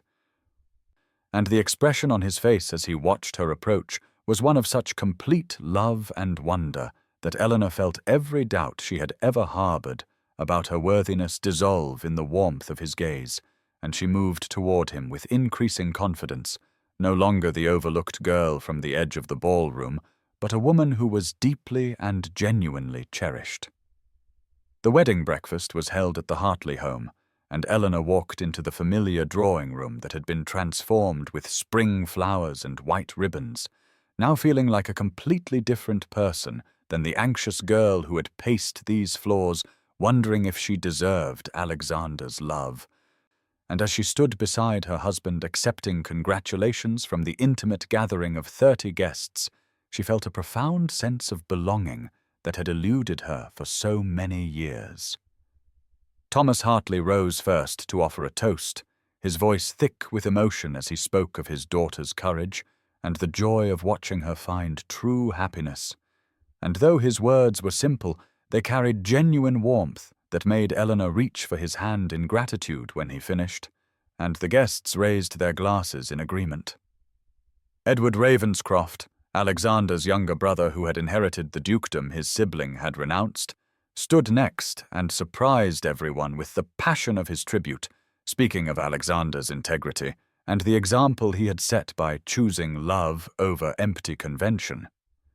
And he looked directly at Eleanor as he said that she had given his brother a gift beyond price by loving him not for his title, but for the man he truly was. And there were tears in more than one pair of eyes when he concluded by saying he hoped to find such honest devotion himself one day. The Dowager Duchess rose then, and the room fell into a surprised silence, because no one had been certain she would attend at all, much less speak publicly. But she stood with remarkable dignity, and in a voice that trembled only slightly, she said that she had spent many years believing that bloodlines and tradition were the most important things in the world. But watching her son's transformation over these past months had taught her that genuine happiness and true partnership were worth more than any title or estate, and she raised her glass to Eleanor and welcomed her sincerely as a daughter, and the emotion in her words was unmistakable and deeply moving. Caroline spoke last, her voice breaking as she told the gathered friends how she had watched Eleanor struggle for years with feeling invisible and unworthy, and how Alexander had seen immediately what so many others had missed, the intelligence and kindness and strength that made Eleanor extraordinary. And she said that their love story had restored her faith in the possibility of real connection in a world that too often valued surface over substance. And by the time she finished speaking, Eleanor was wiping tears from her cheeks, while Alexander held her other hand tightly. After the toasts and the simple meal of cold meats and spring vegetables, and a modest cake that Caroline had helped arrange, Alexander drew Eleanor away from the gathering and led her into the small garden behind the house where early roses were beginning to bloom and the afternoon sun cast everything in golden light, and they stood together in the privacy of the flowering plants while the sounds of conversation and laughter drifted through the open windows. Alexander turned to face his wife and told her that he had never imagined he could feel this complete, that standing in that church and speaking his vows had felt like the truest thing he had ever done. And Eleanor responded that she had spent so many years believing she would never be chosen that having him beside her still felt like a dream she might wake from. But he kissed her forehead gently and promised her that this was real and permanent, and that he would spend the rest of his life making certain she never doubted her worth again. And they stood in the garden holding each other as the afternoon light shifted and lengthened around them, two people who had defied every expectation to build something genuine and lasting. By April of 1818, Alexander and Eleanor had settled into the modest London townhouse that would be their first true home together, a narrow brick building on a respectable but unfashionable street where merchants and professional men lived with their families. And though it was perhaps a tenth the size of Ravenscroft House, with its grand staircases and dozens of room, Eleanor found that she loved every corner of this intimate space where she could walk from drawing room to kitchen in less than a minute, and where no servants hovered in every doorway waiting to attend to needs she had not yet expressed. The house had tall windows that let in good light, and a small back garden where herbs grew in neat rows, and where Eleanor imagined they might sit on summer evenings, and she spent her first weeks as mistress of this household, learning the rhythms of managing a home with only 2 servants instead of the army that had maintained her father's residence. Finding unexpected satisfaction in the practical work of planning meals and reviewing accounts and ensuring that fresh flowers stood on the hall table to greet Alexander when he returned each afternoon from the offices where he now worked alongside Thomas Hartley, learning the intricacies of merchant trade. Alexander had approached this dramatic change in his circumstances with a determination that moved Eleanor deeply, rising early each morning to dress in the simpler clothes of a businessman rather than the elaborate tailoring of a duke, walking to the docks and warehouses where her father's enterprises operated, and applying himself to understanding shipping schedules and commodity prices and the 1,000 details that made the difference between profit and loss. And though she knew the work was utterly foreign to everything his upbringing had prepared him for, he never complained or suggested that he regretted the choice that had brought him to this new life.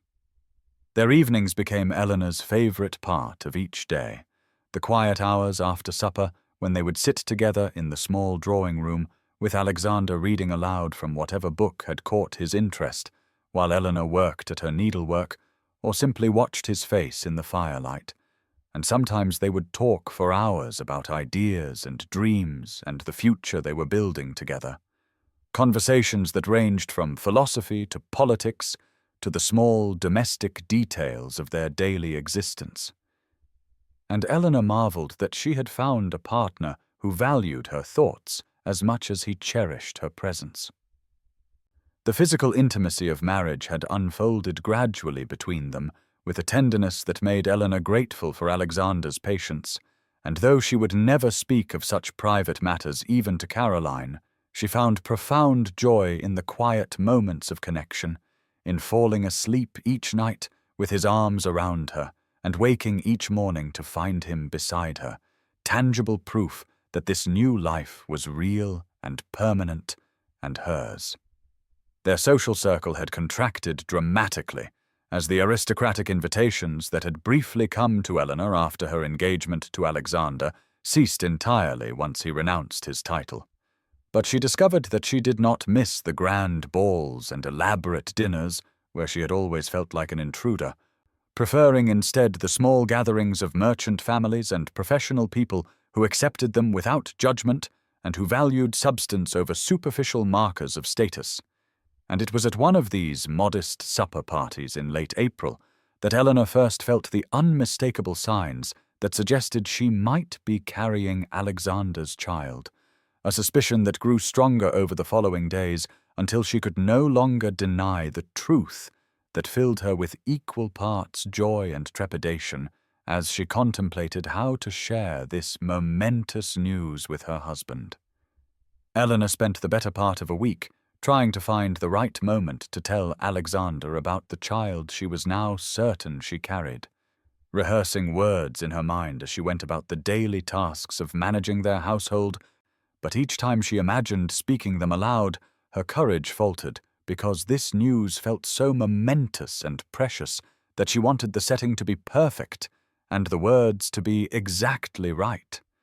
She decided finally to plan a special dinner for just the two of them on a Friday evening in early May, when the spring weather had turned warm enough that they could open the windows to let the scent of the garden herbs drift through the house, and she spent the afternoon working with their cook to prepare Alexander's favorite dishes, and arranging fresh flowers on the table and lighting candles even though darkness had not yet fallen, wanting everything to reflect the joy and significance of what she had to share. Alexander arrived home at his usual hour, looking pleasantly surprised by the elaborate preparations, and as they sat down to eat, he asked if they were celebrating some occasion he had forgotten, his expression slightly worried that he might have overlooked an important date, and Eleanor assured him that she simply wanted to do something special for them both, which was true enough, even if it was not the complete truth. They talked through the meal about ordinary matters, about the shipment of tea that had arrived that morning at the warehouse, and about a letter Caroline had sent describing her children's latest antics, and Eleanor found herself studying Alexander's face in the candlelight and imagining him holding their own child, wondering if their baby would have his dark eyes or her lighter coloring, and the thought made her smile in a way that prompted him to ask what she was thinking about with such obvious contentment.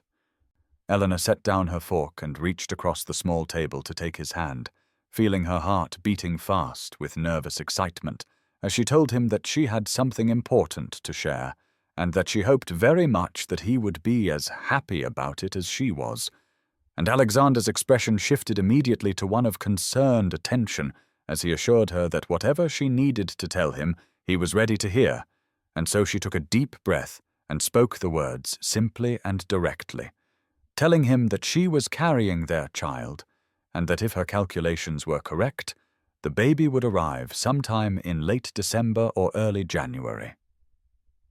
For a long moment, Alexander simply stared at her, as if he could not quite process what she had said, and Eleanor felt a flutter of anxiety, wondering if perhaps he was not ready for this responsibility, or if the reality of becoming a father felt too overwhelming given all the other changes he had navigated in the past year. But then his face broke into the most radiant smile she had ever seen, and he stood so quickly that his chair scraped loudly against the floor and came around the table to pull her gently to her feet and embrace her with a tenderness that brought tears to her eyes. He told her that she had given him the greatest gift imaginable, that the thought of being a father to their child filled him with a joy he could barely comprehend, and as they stood together in their modest dining room, with the evening light fading outside and the candles flickering on the table, Eleanor felt a completeness that made all the struggles and uncertainty of the past year fade into insignificance beside this moment of perfect shared happiness. The summer of 1818 unfolded with a slowness that felt both languid and purposeful, as Eleanor's body changed in ways that filled her with wonder and occasional apprehension, her waist thickening despite the loose gowns she now wore, and her skin taking on a luminous quality that Alexander remarked upon frequently as he would sit beside her in the evenings, with his hand resting gently on the curve of her belly, waiting to feel the flutter of movement that the midwife had promised would come soon. Alexander had become almost absurdly attentive to her comfort, insisting that she rest in the afternoons and refusing to let her lift anything heavier than a teacup.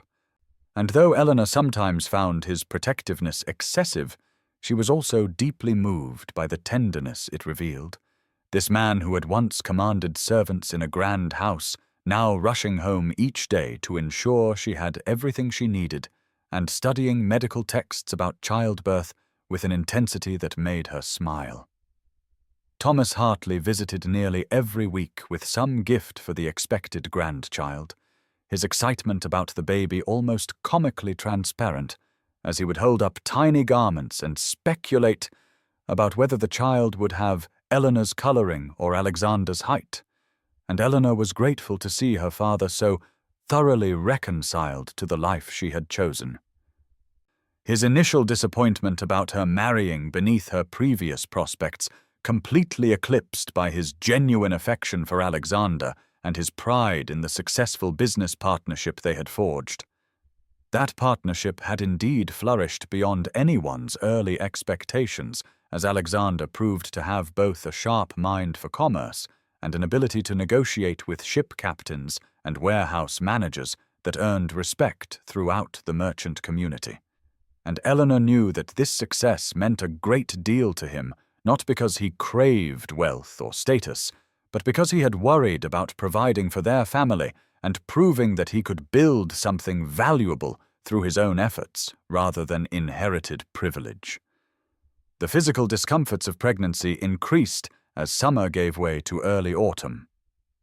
The August heat making Eleanor feel perpetually warm, and the weight of the baby pressing on her back in ways that made sleeping difficult. But even in these uncomfortable moments, she felt a deep contentment that came from knowing she was carrying the visible proof of the love she shared with Alexander. A child who would grow up knowing both parents had chosen each other freely and completely. Caroline visited often during these months, bringing news from the wider social world and providing the kind of practical advice about childbirth and infant care that Eleanor's mother would have offered had she lived. And these visits became precious to Eleanor as she realized how much female friendship mattered, especially during such a transformative time. The Dowager had surprised Eleanor by sending several packages as the months progressed. Beautiful baby clothes and soft blankets, accompanied by brief notes that grew slightly warmer with each sending. And though the older woman had not yet visited in person, Eleanor sensed that this was the Dowager's way of extending an olive branch and trying to build a relationship with the grandchild who would carry Ravenscroft blood, even if not the Ravenscroft title. By late September, Eleanor felt as though she had been pregnant forever, her body so altered that she could barely remember what it felt like to move freely. And so when the first genuine labor pains began on a cool evening in early October, she felt both terrified and grateful that the long waiting was finally coming to an end. The labor pains that had begun as a dull, persistent ache in Eleanor's lower back intensified as the evening darkness deepened outside their townhouse windows, and by the time Alexander summoned the midwife and sent word to Caroline, the contractions had become so strong that Eleanor could no longer disguise her discomfort or pretend that perhaps this was merely another false alarm like the one they had experienced 3 days earlier. Alexander paced the hallway outside their bedchamber with the restless energy of a caged animal, his usual composure completely abandoned as he listened to the sounds coming from beyond the closed door. The low murmur of Caroline's encouraging voice and the midwife's calm instructions, punctuated occasionally by Eleanor's involuntary cries of pain that made him feel utterly helpless and desperate to do something useful, even though he knew that this was work only Eleanor could do. The hours stretched on with agonizing slowness as October's chill settled over the city, and Alexander found himself alternately praying to a god he had not addressed directly in years and mentally bargaining with fate, promising that he would be the best father imaginable if only Eleanor and the child came through this safely, because the thought of losing either of them was so unbearable that he could not allow his mind to linger on such possibilities for more than an instant. Sometime past 3 in the morning, when Alexander had nearly worn a path in the floorboards with his pacing, Caroline emerged from the bedchamber with sweat on her own brow and exhaustion in her eyes, but also a tremulous smile that made his heart leap even before she spoke, and she told him that he had a daughter and that both mother and baby were healthy, and that Eleanor was asking for him with a tired insistence that suggested he should not delay. Alexander moved through the doorway in a state that felt suspended between dream and waking, his eyes immediately finding Eleanor propped against the pillows, looking pale and drained, but also somehow luminous in a way he had never seen before. And in her arms, wrapped in soft white linen, was the smallest human being he had ever beheld. A wrinkled, red-faced creature with a surprising amount of dark hair and eyes that seemed to be attempting to focus on this strange new world into which she had been born. Eleanor looked up at him with tears streaming down her cheeks and told him to come meet their daughter, and Alexander approached the bed with the kind of reverence he might have once reserved for approaching an altar, his hands trembling slightly as Eleanor carefully transferred the tiny bundle into his arms, and he felt the astonishing weight of this new life that was somehow part of him and part of Eleanor, and yet entirely her own miraculous self. The baby made a small sound that was not quite a cry, but rather a sort of questioning murmur, and Alexander found himself utterly undone by the fierce wave of love and protectiveness that swept through him. This primal certainty that he would do anything to keep this small person safe and happy, and that his decision to choose love over duty had been vindicated in this perfect moment.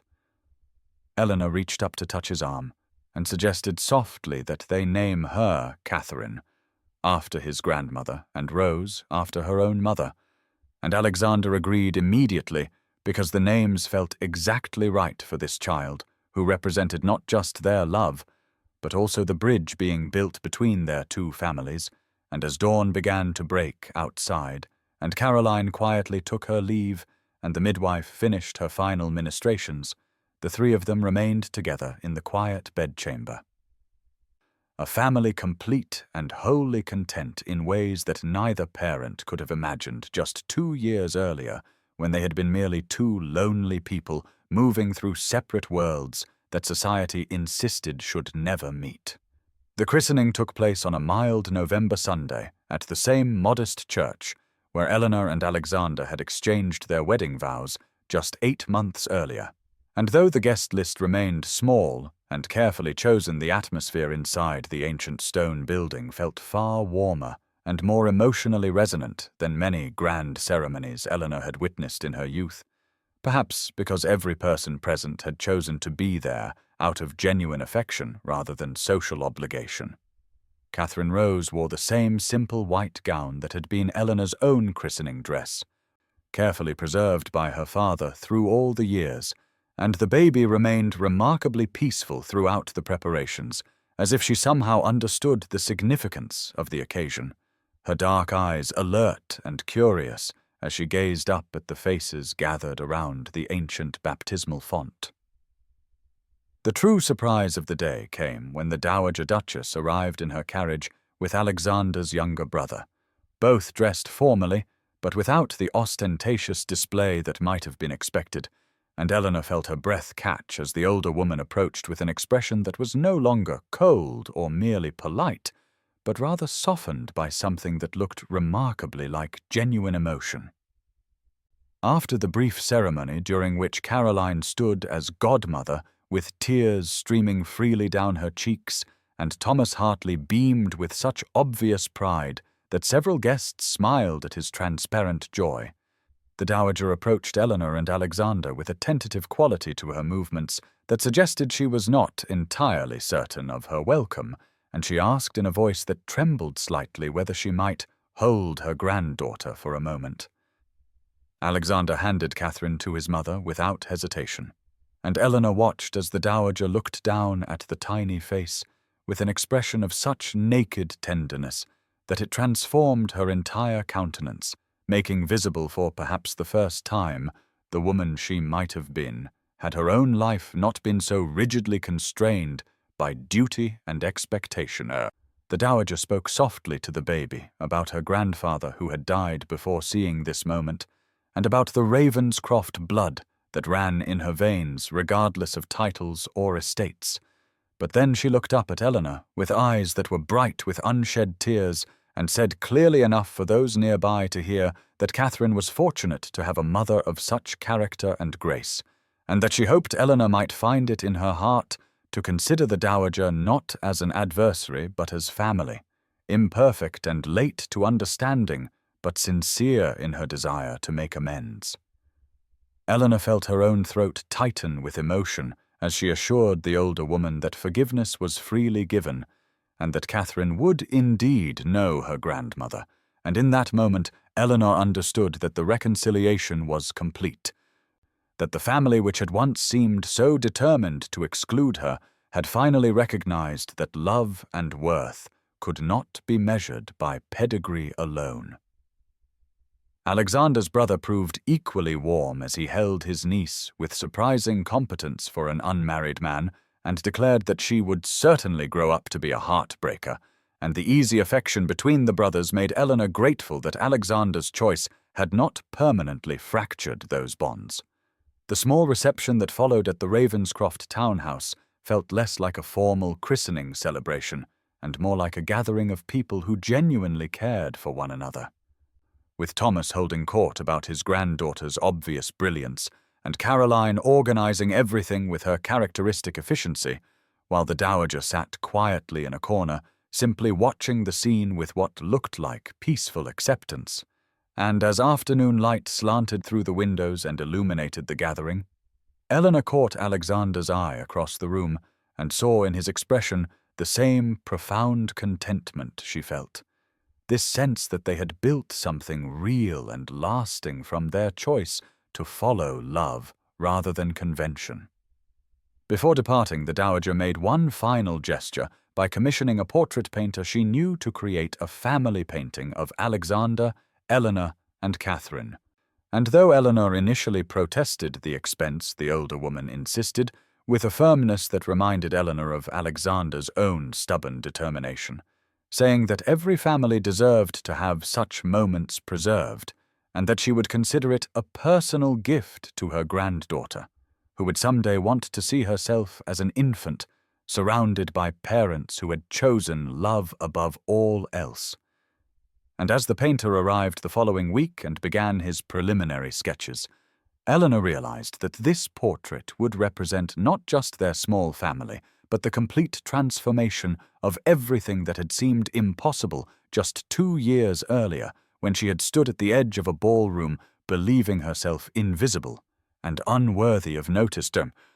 The winter months of 1818 and into early 1819 brought with them a gradual but unmistakable shift in the attitudes of certain segments of London society toward Alexander and Eleanor, a change that began not with any dramatic gesture or public declaration, but rather through the quiet accumulation of observations that even the most rigidly conventional members of the ton found difficult to dismiss entirely. Word had spread through the merchant and professional classes about Alexander's remarkable aptitude for business, how he had taken Thomas Hartley's already successful trading concern and expanded it through innovative contracts with manufacturers in the northern counties, demonstrating a head for figures and negotiation that surprised those who had assumed a duke would be utterly useless in practical commerce. And even some aristocrats who had initially scorned his choice began to admit grudgingly that the man possessed integrity and capability that had perhaps been wasted in the ornamental role of titled nobility. Eleanor herself became a figure of increasing interest to a younger generation of ladies who had grown weary of the suffocating restrictions that governed their own lives, and on several occasions when she ventured into the better shops or attended concerts that Alexander's modest income could afford, she found herself approached by women who expressed admiration for her courage and who asked tentative questions about how one might live authentically rather than according to society's demands, conversations that surprised Eleanor with their hunger for something more meaningful than endless social performances. The small townhouse that Alexander and Eleanor occupied became over those months an unexpected gathering place for a diverse collection of individuals who might never have mixed in traditional aristocratic settings, with evenings that brought together successful merchants, reform-minded younger sons of noble families, writers and artists seeking patronage based on merit rather than connections, and even the occasional radical thinker whose ideas about social equality would have been scandalous in more conventional drawing rooms. And Eleanor discovered that she possessed a natural gift for creating an atmosphere where genuine conversation could flourish and where people were valued for their thoughts and character rather than their pedigree. Alexander found deep satisfaction in these gatherings that reminded him of his university days when ideas had mattered more than titles, and he and Eleanor became known among this growing circle as quiet revolutionaries who proved through their daily example that happiness and purpose could exist outside the narrow confines of traditional social hierarchy. Their very presence together, a kind of ongoing argument against the arbitrary barriers that kept people confined to the circumstances of their birth. Even the Dowager Duchess remarked during one of her increasingly frequent visits to see her granddaughter that she had never seen Alexander so fully alive and engaged with the world. And though she still maintained her connections to traditional society and would never fully abandon her belief in the importance of lineage, she had begun to understand that perhaps true nobility resided in character and choice rather than in ancient names and inherited estates. When an invitation arrived in late January for a modest ball being hosted by a baronet known for his progressive views and his willingness to include guests from various social ranks, Eleanor felt Alexander's questioning gaze upon her as they sat together in their small library, with Catherine sleeping peacefully in her cradle nearby, and she understood that he was asking whether she felt ready to return to the kind of setting where their relationship had begun, whether she wished to face again the society that had once dismissed her so cruelly. And after a long moment of consideration, Eleanor met his eyes and told him that, yes, she thought perhaps it was time. Because she was no longer the invisible woman who had stood at the edge of the Pemberton ballroom believing herself unworthy of notice, and she had nothing to prove to society but perhaps something to demonstrate about the possibility of building a life on love rather than convention. The February evening in 1819 carried with it the same crisp quality that Eleanor remembered from that transformative night more than a year earlier when she had first entered a grand ballroom, expecting nothing and finding everything, and as the carriage bearing her and Alexander approached the well-lit townhouse of Sir Edmund Hartwick, whose progressive views and eclectic guest lists had made him something of a controversial figure among the more traditional aristocracy, Eleanor felt Alexander's hand find hers in the darkness and squeeze gently, as if he understood without words the significance of this moment, this return to the kind of setting where their impossible love had first begun. Unlike that earlier occasion when she had dressed in her most modest gown and entered with her head bowed, expecting invisibility, Eleanor now wore a dress of deep sapphire silk that Alexander had insisted on commissioning from the same dressmaker who served several titled ladies, not ostentatious, but beautifully cut to flatter her figure, which had recovered remarkably well from Catherine's birth. And as she stepped from the carriage with Alexander's assistance, she stood straight and met the eyes of arriving guests with quiet confidence, because she was no longer the uncertain merchant's daughter, hoping to avoid notice, but rather a woman who had been chosen and cherished, who had proven her worth through the simple fact of being loved by a man who had sacrificed everything to claim her. The ballroom itself was smaller than the grand Pemberton affair, but no less elegant, with musicians playing in the gallery and couples already moving through the familiar patterns of a country dance. And Eleanor noticed immediately the mixed nature of the gathering with titled nobility, mingling somewhat awkwardly with wealthy merchants and professional men, the kind of social experiment that would have been unthinkable just a few years earlier, but which now reflected the slowly shifting attitudes of a new generation, less convinced that birth alone determined value. Alexander kept Eleanor's hand tucked securely in the crook of his arm as they entered, and she felt the turning of heads and the ripple of recognition as people noted their arrival, some faces showing disapproval or curiosity, but others displaying unmistakable warmth, particularly among the younger guests who had heard the romantic story of the Duke, who gave up everything for love, and who saw in Alexander and Eleanor's presence together a kind of living proof that happiness might be found outside the narrow confines of traditional expectation. When the musicians struck up a waltz, that same dance that had first brought them together, Alexander turned to Eleanor with a smile that held both memory and promise, and asked with exaggerated formality whether Mrs. Ravenscroft might do him the honor of dancing with him, and she accepted with matching playfulness, allowing him to lead her onto the floor, where they joined the circling couples in movements that felt both achingly familiar and entirely new, because everything had changed since that first dance, when she had been terrified and disbelieving, and he had been curious and conflicted. As they turned together, Eleanor caught sight of Lady Pemberton standing near the refreshment table, and the brief moment when their eyes met told a story more powerful than any words could convey.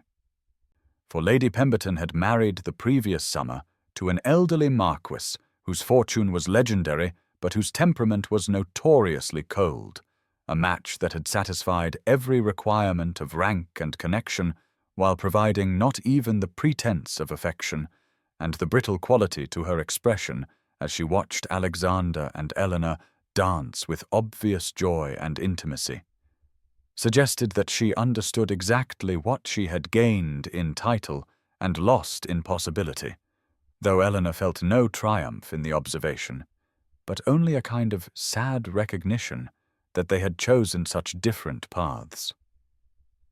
Alexander seemed to sense the moment of connection because he leaned closer as they turned and whispered against her ear that she was the most beautiful woman in the room, and that he would choose her again without hesitation given the same choice, and Eleanor felt warmth spread through her chest at words that she knew were not mere flattery but simple truth, the kind of honest devotion that had become the foundation of their daily life together. They remained at the ball for perhaps 2 hours, long enough to converse with friends from their growing circle of progressive thinkers, and to demonstrate through their presence that they had not been broken or diminished by society's earlier rejection. But as the evening stretched toward midnight, Alexander caught Eleanor's eye with a questioning look, and she nodded her agreement, both understanding without discussion that they preferred the quiet intimacy of their own home to even the most welcoming of social gatherings, and as they made their farewells and stepped out into the February night with stars visible between scattered clouds, Eleanor realized that this return to the ballroom had provided exactly what she needed, not vindication or revenge, but simply the peaceful recognition that she had made the right choice, that love and authenticity mattered more than any amount of social approval, and that she and Alexander had built together something far more valuable than titles or position, something that would endure long after the whispers and scandals had faded into memory. The spring of 1820 arrived with that particular quality of golden light that seemed to Eleanor emblematic of hope and renewal, and as she stood in the small garden behind their townhouse, watching Catherine chase butterflies among the flowering herbs, while her hand rested unconsciously on the gentle swell of her belly, where a second child grew steadily toward birth in late summer, Eleanor found herself reflecting on the extraordinary journey that had brought her to this moment of such profound and unexpected happiness, scarcely 3 years having passed since that October evening when she had stood at the edge of a grand ballroom, believing herself invisible and unworthy of notice, resigned to a life of quiet obscurity as the unmarried daughter of a merchant whose wealth could never compensate for her lack of noble blood. Alexander emerged from the house carrying the account books that had become his constant companions as his partnership with Thomas Hartley continued to flourish beyond anyone's initial expectation. His natural intelligence and years of managing ducal estates having translated remarkably well into the world of commerce, where he had proven himself adept at identifying profitable opportunities and negotiating favorable terms with manufacturers and distributors across England, and increasingly on the continent as well. And Eleanor felt the familiar warmth in her chest as she watched him set the books aside to scoop Catherine into his arms and lift her high above his head, while the child shrieked with delighted laughter. This man who had once borne the weight of ancient title and centuries of aristocratic expectation, now finding his greatest joy in the simple pleasures of fatherhood and honest work. Their life together had settled into patterns that brought daily contentment rather than dramatic passion. Though Eleanor still felt her pulse quicken when Alexander looked at her with that particular expression of tender devotion that suggested he would choose her again, without hesitation, were he given the chance to relive those agonizing decisions, and she knew with absolute certainty that the sacrifice he had made in renouncing his dukedom weighed on him not at all compared to the richness he had gained in their partnership of equals, their shared purpose in raising children who would know their own worth regardless of society's arbitrary measures, their growing circle of friends who valued ideas and character over pedigree and position. The business that Alexander and Thomas had built together now employed nearly 30 people in their London offices and warehouses, providing decent wages and fair treatment that had earned them loyalty and respect among workers who knew themselves valued beyond mere economic utility, and Alexander had discovered that he possessed both aptitude and passion for this kind of productive enterprise in ways that the ceremonial duties of nobility had never engaged, telling Eleanor often that he felt more truly himself in negotiating a contract or solving a logistical challenge than he ever had sitting in the House of Lords listening to endless debates about matters that seemed increasingly disconnected from the lives of ordinary people struggling to survive in rapidly changing times. The Dowager Duchess had become a regular visitor to their home, her initial stiff attempts at reconciliation having gradually softened into genuine affection for Eleanor and obvious adoration of her granddaughter, and she had confessed during one particularly honest conversation that watching Alexander's happiness had forced her to confront the emptiness of her own dutiful marriage, and to recognize that perhaps the social structures she had spent her life defending served ultimately to constrain human flourishing rather than protect anything truly valuable. An admission that had moved Eleanor deeply and strengthened the unlikely bond forming between two women who had begun as adversaries but discovered unexpected common ground in their love for Alexander and their recognition that authenticity mattered more than appearance. As Catherine ran back toward Eleanor demanding attention, and Alexander followed with that smile that still had the power to make Eleanor feel chosen and cherished, she reflected that their story had become something of a quiet legend among younger people questioning traditional expectations. And while they had never sought to be revolutionaries or reformers, they had discovered that simply living according to their values and refusing to accept society's limitations created a kind of ongoing argument for the possibility of choosing love and purpose over duty and convention. Their very existence together proving that happiness could be found outside the narrow paths that birth and circumstance seemed to dictate. And as Alexander's hand found hers and their daughter settled between them in the warm spring sunshine, Eleanor understood that this simple moment contained more genuine nobility than all the titles and ceremonies and grand estates she had once believed forever beyond her reach. The afternoon light of late summer in 1823 filtered through the windows of their townhouse library, where Eleanor sat in the comfortable chair that Alexander had purchased specifically because it supported her back during the long hours she spent reading to their children.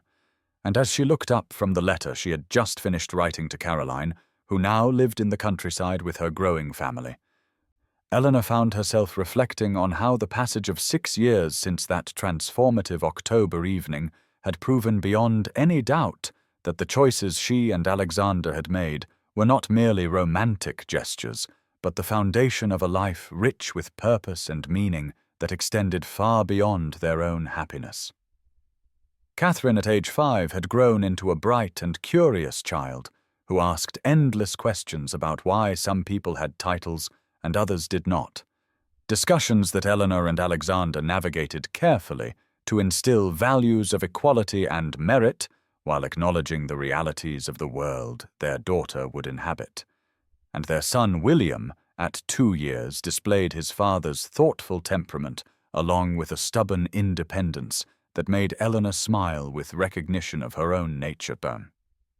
The business that Alexander had built alongside Thomas Hartley had expanded beyond even their optimistic projections, now employing more than 75 people and establishing trade relationships across Europe. And Alexander had discovered a particular talent for identifying promising young people regardless of their birth and providing them opportunities to develop skills and advance based on their contributions rather than their connections, creating within their enterprise a small model of the more just society they both believed possible. Dear friends, Eleanor wrote now directly to those who might hear her story, I tell you these things not to boast of happiness achieved, but to offer hope that the limitations society places upon us need not define the boundaries of our lives, because there was a time not so very long ago when I believed myself destined for invisibility and resignation, when I accepted as unchangeable truth the message that my worth could be measured by circumstances of birth over which I had no control, and it required the extraordinary gesture of a man willing to sacrifice everything he had been taught to value for me to begin understanding that authentic love recognizes qualities that pedigree and position can never confer. The journey has not been without difficulties, as Alexander sometimes feels the weight of responsibility for those who depended on the estates he no longer controls. And there are moments when Eleanor wonders whether their children will face harder paths because of choices their parents made. But these concerns fade in comparison to the daily reality of a partnership built on genuine respect and shared purpose, where decisions are made together and burdens carried jointly, where neither party must perform a role or maintain appearances, but both can simply be their truest selves.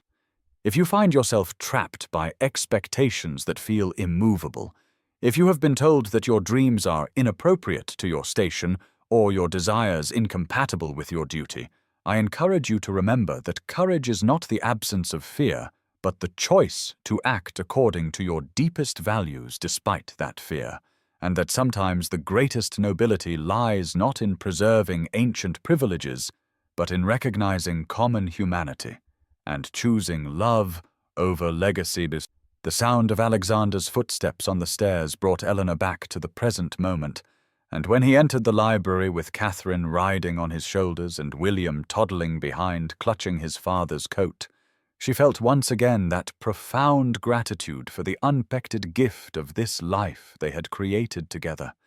And as Alexander met her eyes across the room with that look of continued devotion and partnership that had only deepened with time, Eleanor understood that their story would endure not because it was perfect, but because it was true. A testament to the transformative power of seeing and being seen, of choosing authenticity over approval, and of believing that love might indeed be enough to build a life worth living.